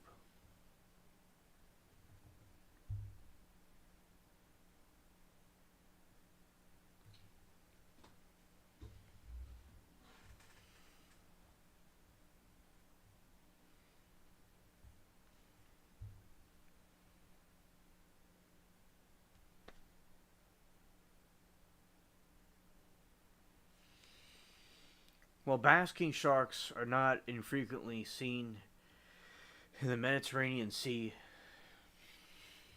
and records exists in the I've not heard of this before. Drade Nelly's Strait. It is unclear whether they historically reached deeper basins of the Sea, Maria, Black Sea, Azov Sea.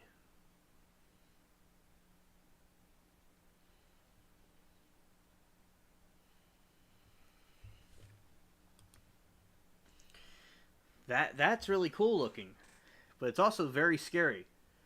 It's very scary too.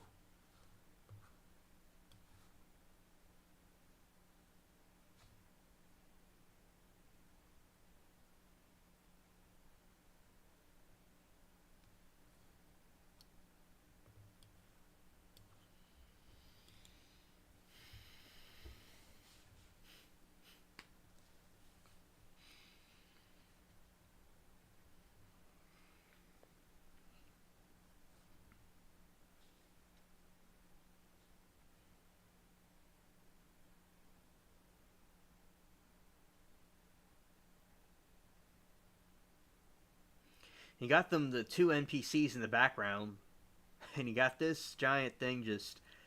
As I said, it doesn't look like it would harm a human, but it looks very frightening.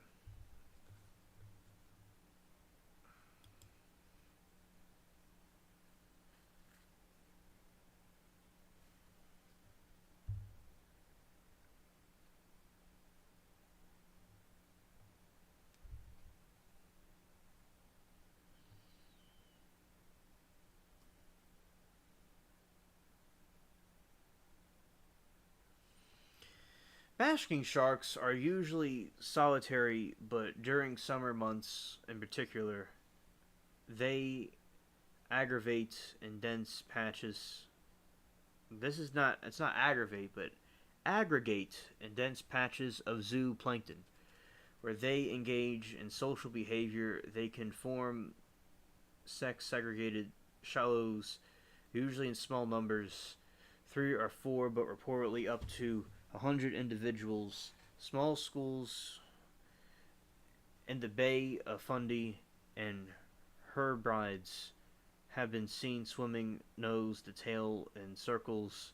Their social behavior in the summer months has been studied and is thought to represent courtship.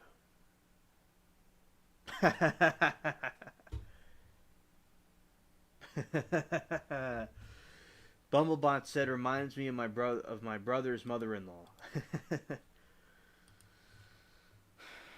Hilarious.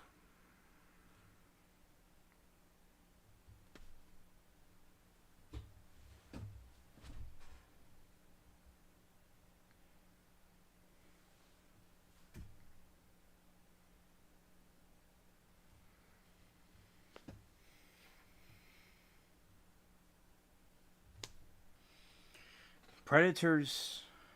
Basking sharks have a few predators. White sharks have been reported to scavenge on the remains of these sharks.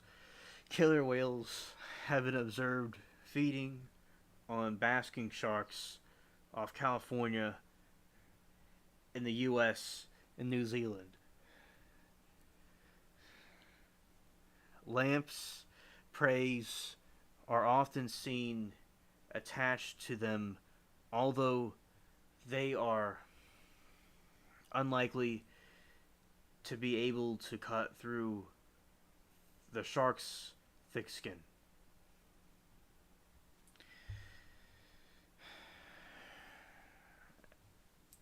And also, this is another one. Wow. Oh, those are some gills. Those are some gills. Wow. That's really intense.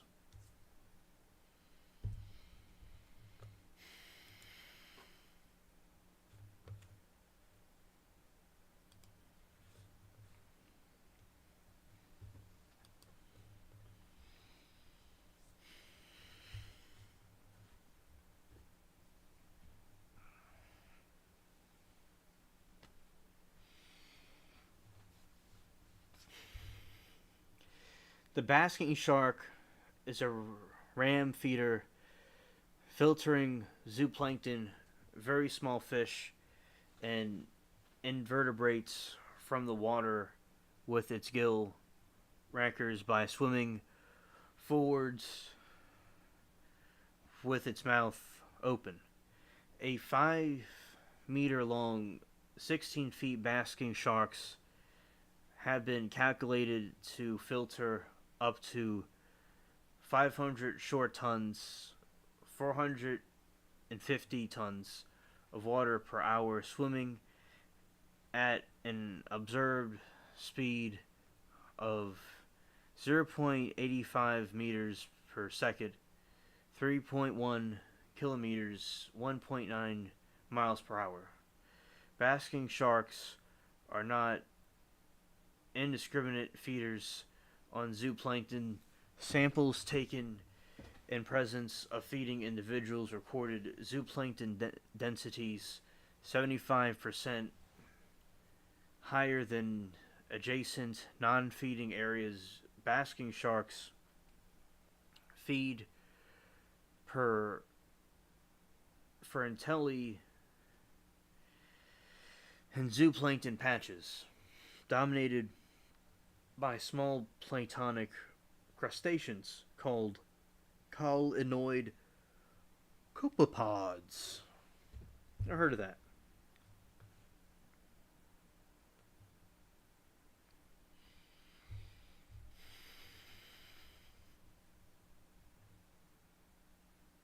It's plankton from SpongeBob.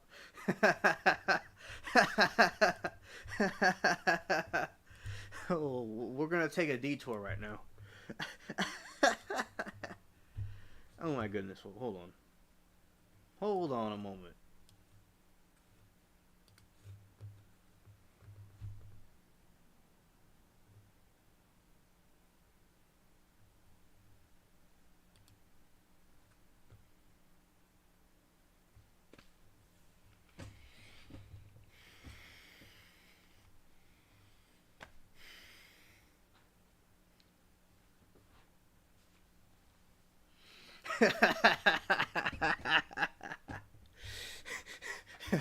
It's plankton from SpongeBob.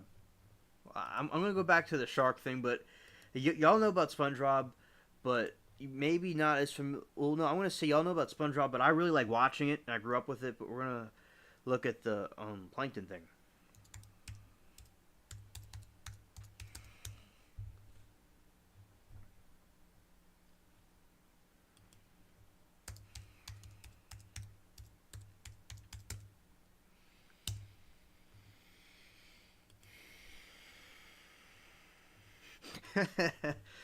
It's like this thing right here. It looks just like this thing. It looks just like plankton. Well, I know I'm ranting about this, but that's where it comes from. So Steven Hillenberg, he got all this. I know he studied marine biology. He did a great job with his TV show, and the movies and the video games. There's a Game Boy game. Wow, he really did well with this. He really did.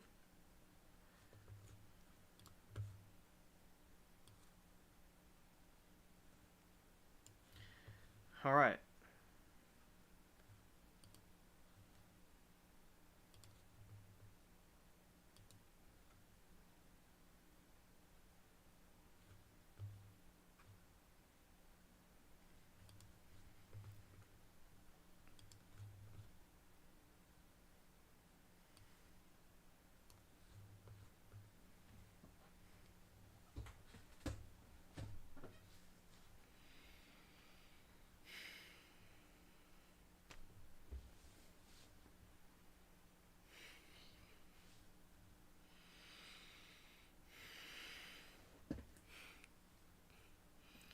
They will also,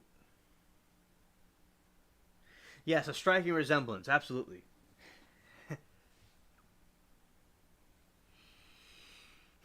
They will also feed on copepods of the genera Pseudoclanius.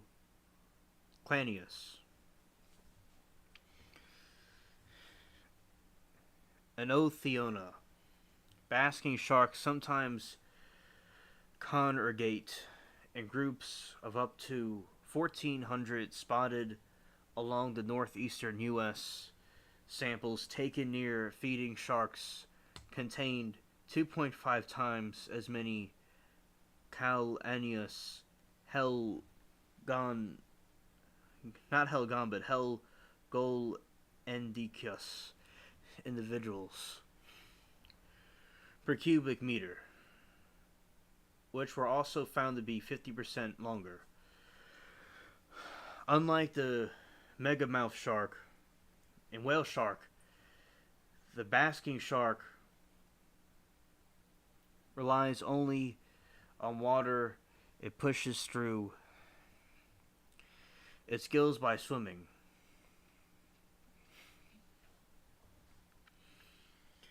The megamouth shark and whale shark can suck or pump water through their gills.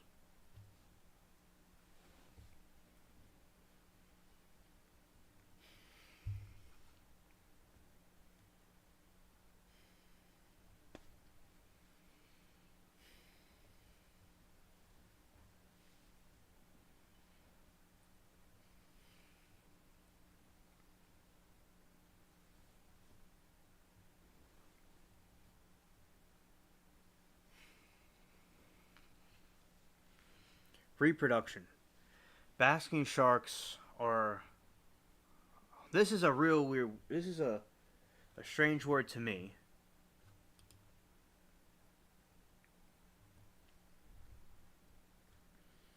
A ovoviviparity, ovopary, is a term used as a bridging from a reproduction between egg laying and oviparous. I don't know. It's something that has to do with. Let's see.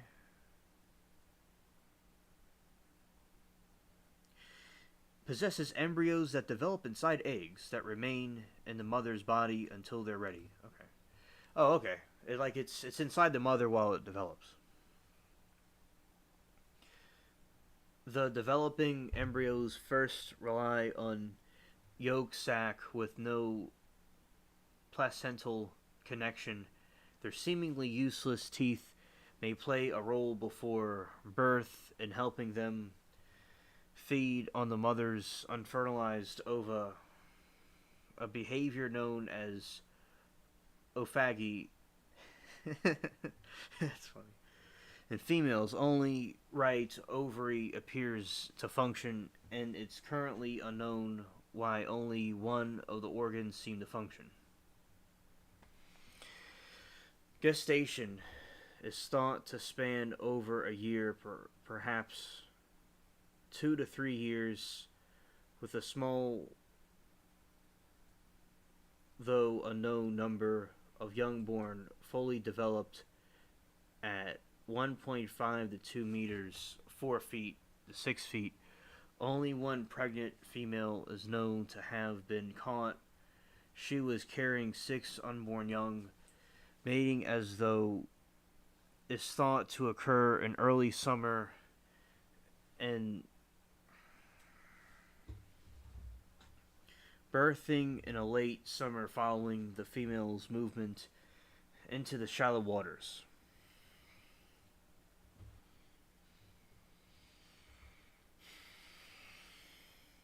The age of maturity is thought to be between the ages of 6 and 13, and at length of 4.6 meters to 15 to 20 feet. Breeding frequency is thought to be 2-4 years. Exact lifespan of the basking shark is unknown, but experts estimate it to be around 50 years. This is some pretty interesting information. I didn't know about the reproduction. Okay.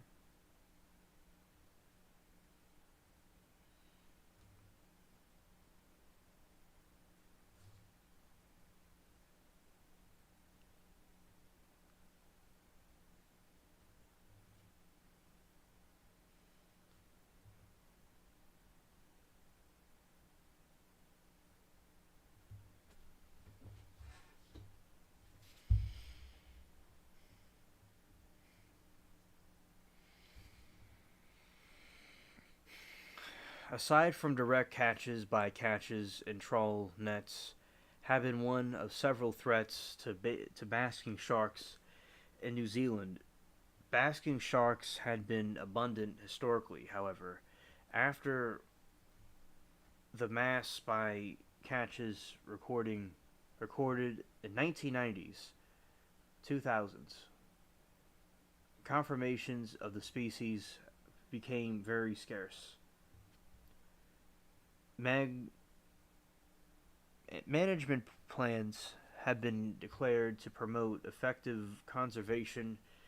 In June 2018, Department of Conservation classified the basking shark as threatened, nationally vulnerable under the New Zealand Threat Classification System. The eastern North Pacific Ocean population is a U.S. National Marine Fisheries Service species of concern. One of these species about which the U.S. government's National Oceanic and Atmospheric Administration has some concerns regarding status and threats, but for which insufficient information is available to indicate a need to list the species under the U.S. Endangered Species Act. The IUCN Read list indicates this is an endangered species. Endangered aspect of the shark was publicized in 2005 with postage stamps issued by Guernsey Post. That's also very interesting.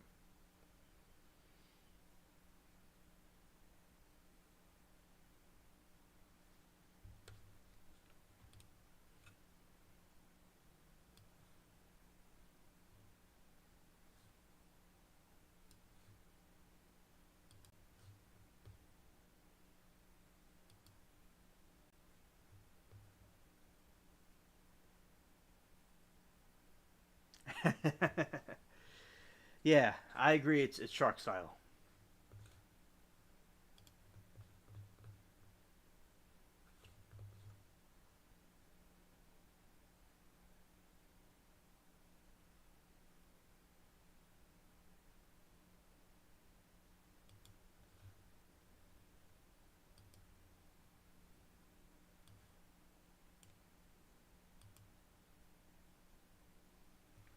Importance to humans.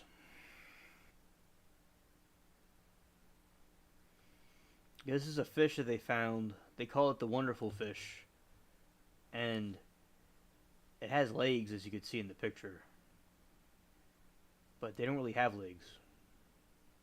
It's kind of funny.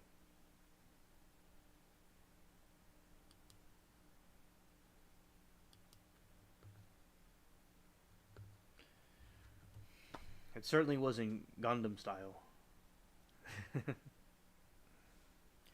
Of the CMS migratory sharks memorandum of understanding. Ocean considered a nuisance along the Canadian Pacific coast. Basking sharks were the target of a government eradication program from 1945 to 1970. As of 2008, efforts were underway to determine whether any sharks still live in areas, monitor retention recovery. It is tolerant of boats and diverse approaching. It may even circle divers, making it an important draw for dive tourism in areas where it is common.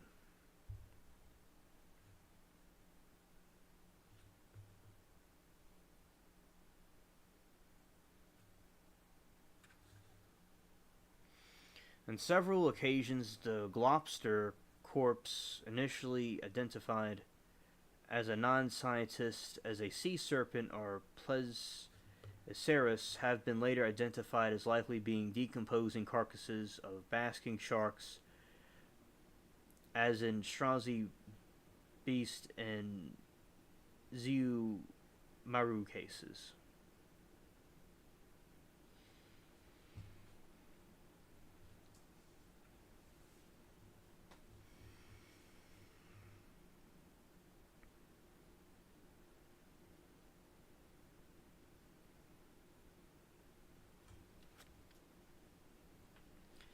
A globster or blob is an unidentified organic mass that washes up to the shoreline of an ocean or other body of water. A globster is distinguished from a normal bleached carcass by being hard to identify, at least by initial untrained observers, by creating controversy as its identity.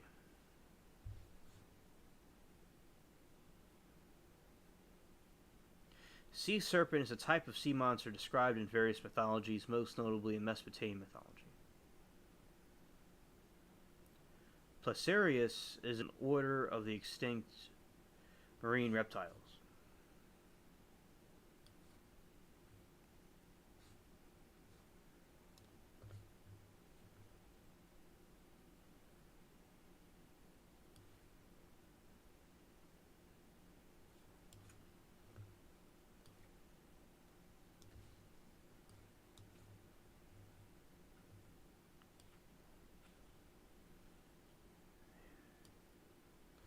Yes. Ash for a second. But I'm back now.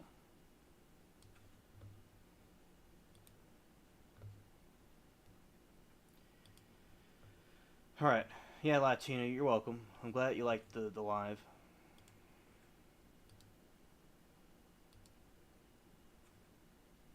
Okay. And we'll put this over here. Well, I was going to start the read a check too.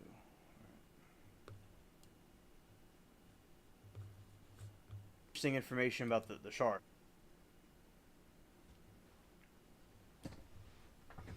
You know, some interesting info about the shark and Alec Baldwin and different things we're talking about.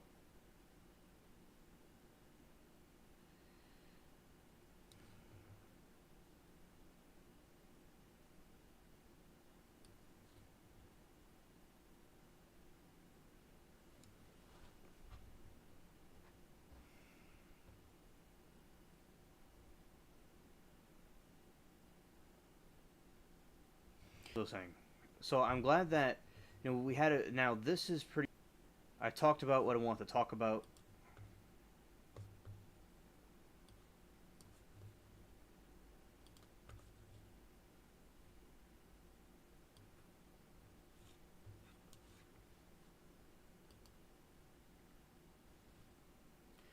And an update was I didn't go live last time because of the weather.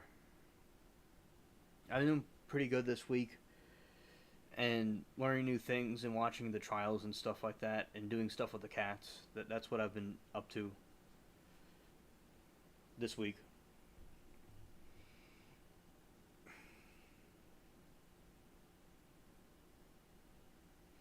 I've been stuff with the cats and the family and things like that, and I've been watching some movies. I've been watching some, I was rewatching Pirates of the Caribbean 3.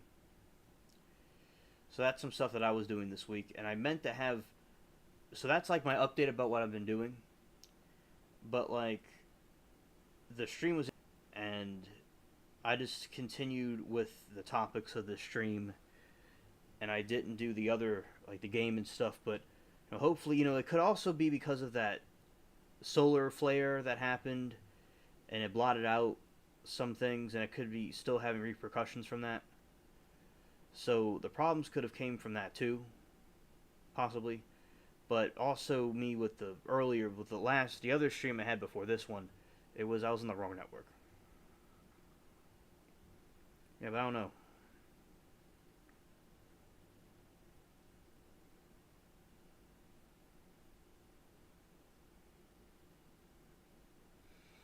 I think the weather with that hurricane that happened, that probably is causing some of the problems too, I think.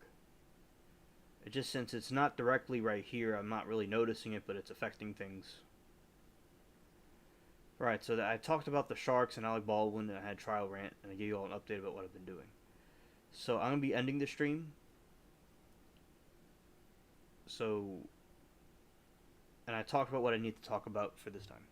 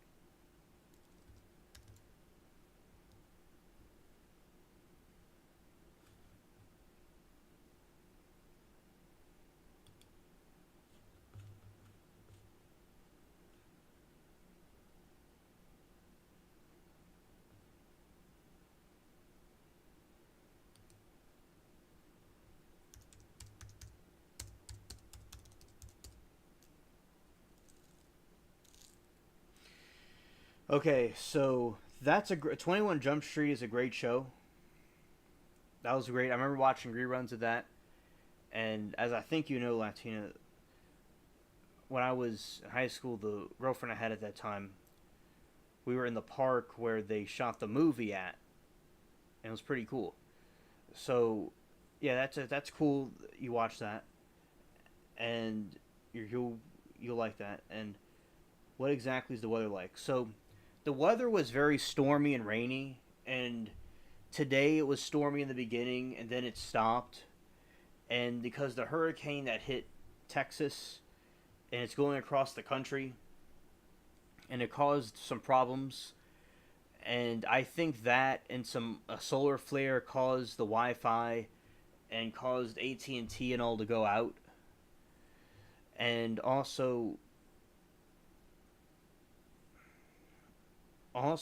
what happened was we had the situation where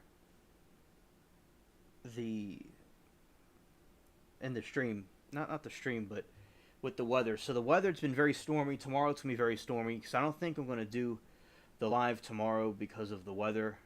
And I didn't know, as I said at the beginning, I was on the wrong network, and I did an experiment with a hotspot, and then I just wanted to restart the stream and get on the right network and do it again, and that worked better. So, and see what's going on here. It's coming to a close and all, but I'll be live on the next one. It could be secret weapons. You're right. Absolutely.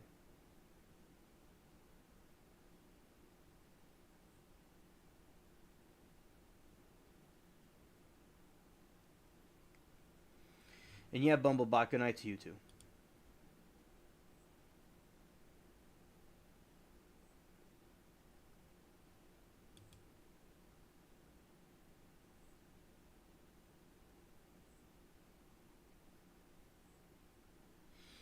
Latina, I didn't talk about that because I didn't know about it and it wasn't in the list of things I was talking about, but I'll talk about that one, the next one.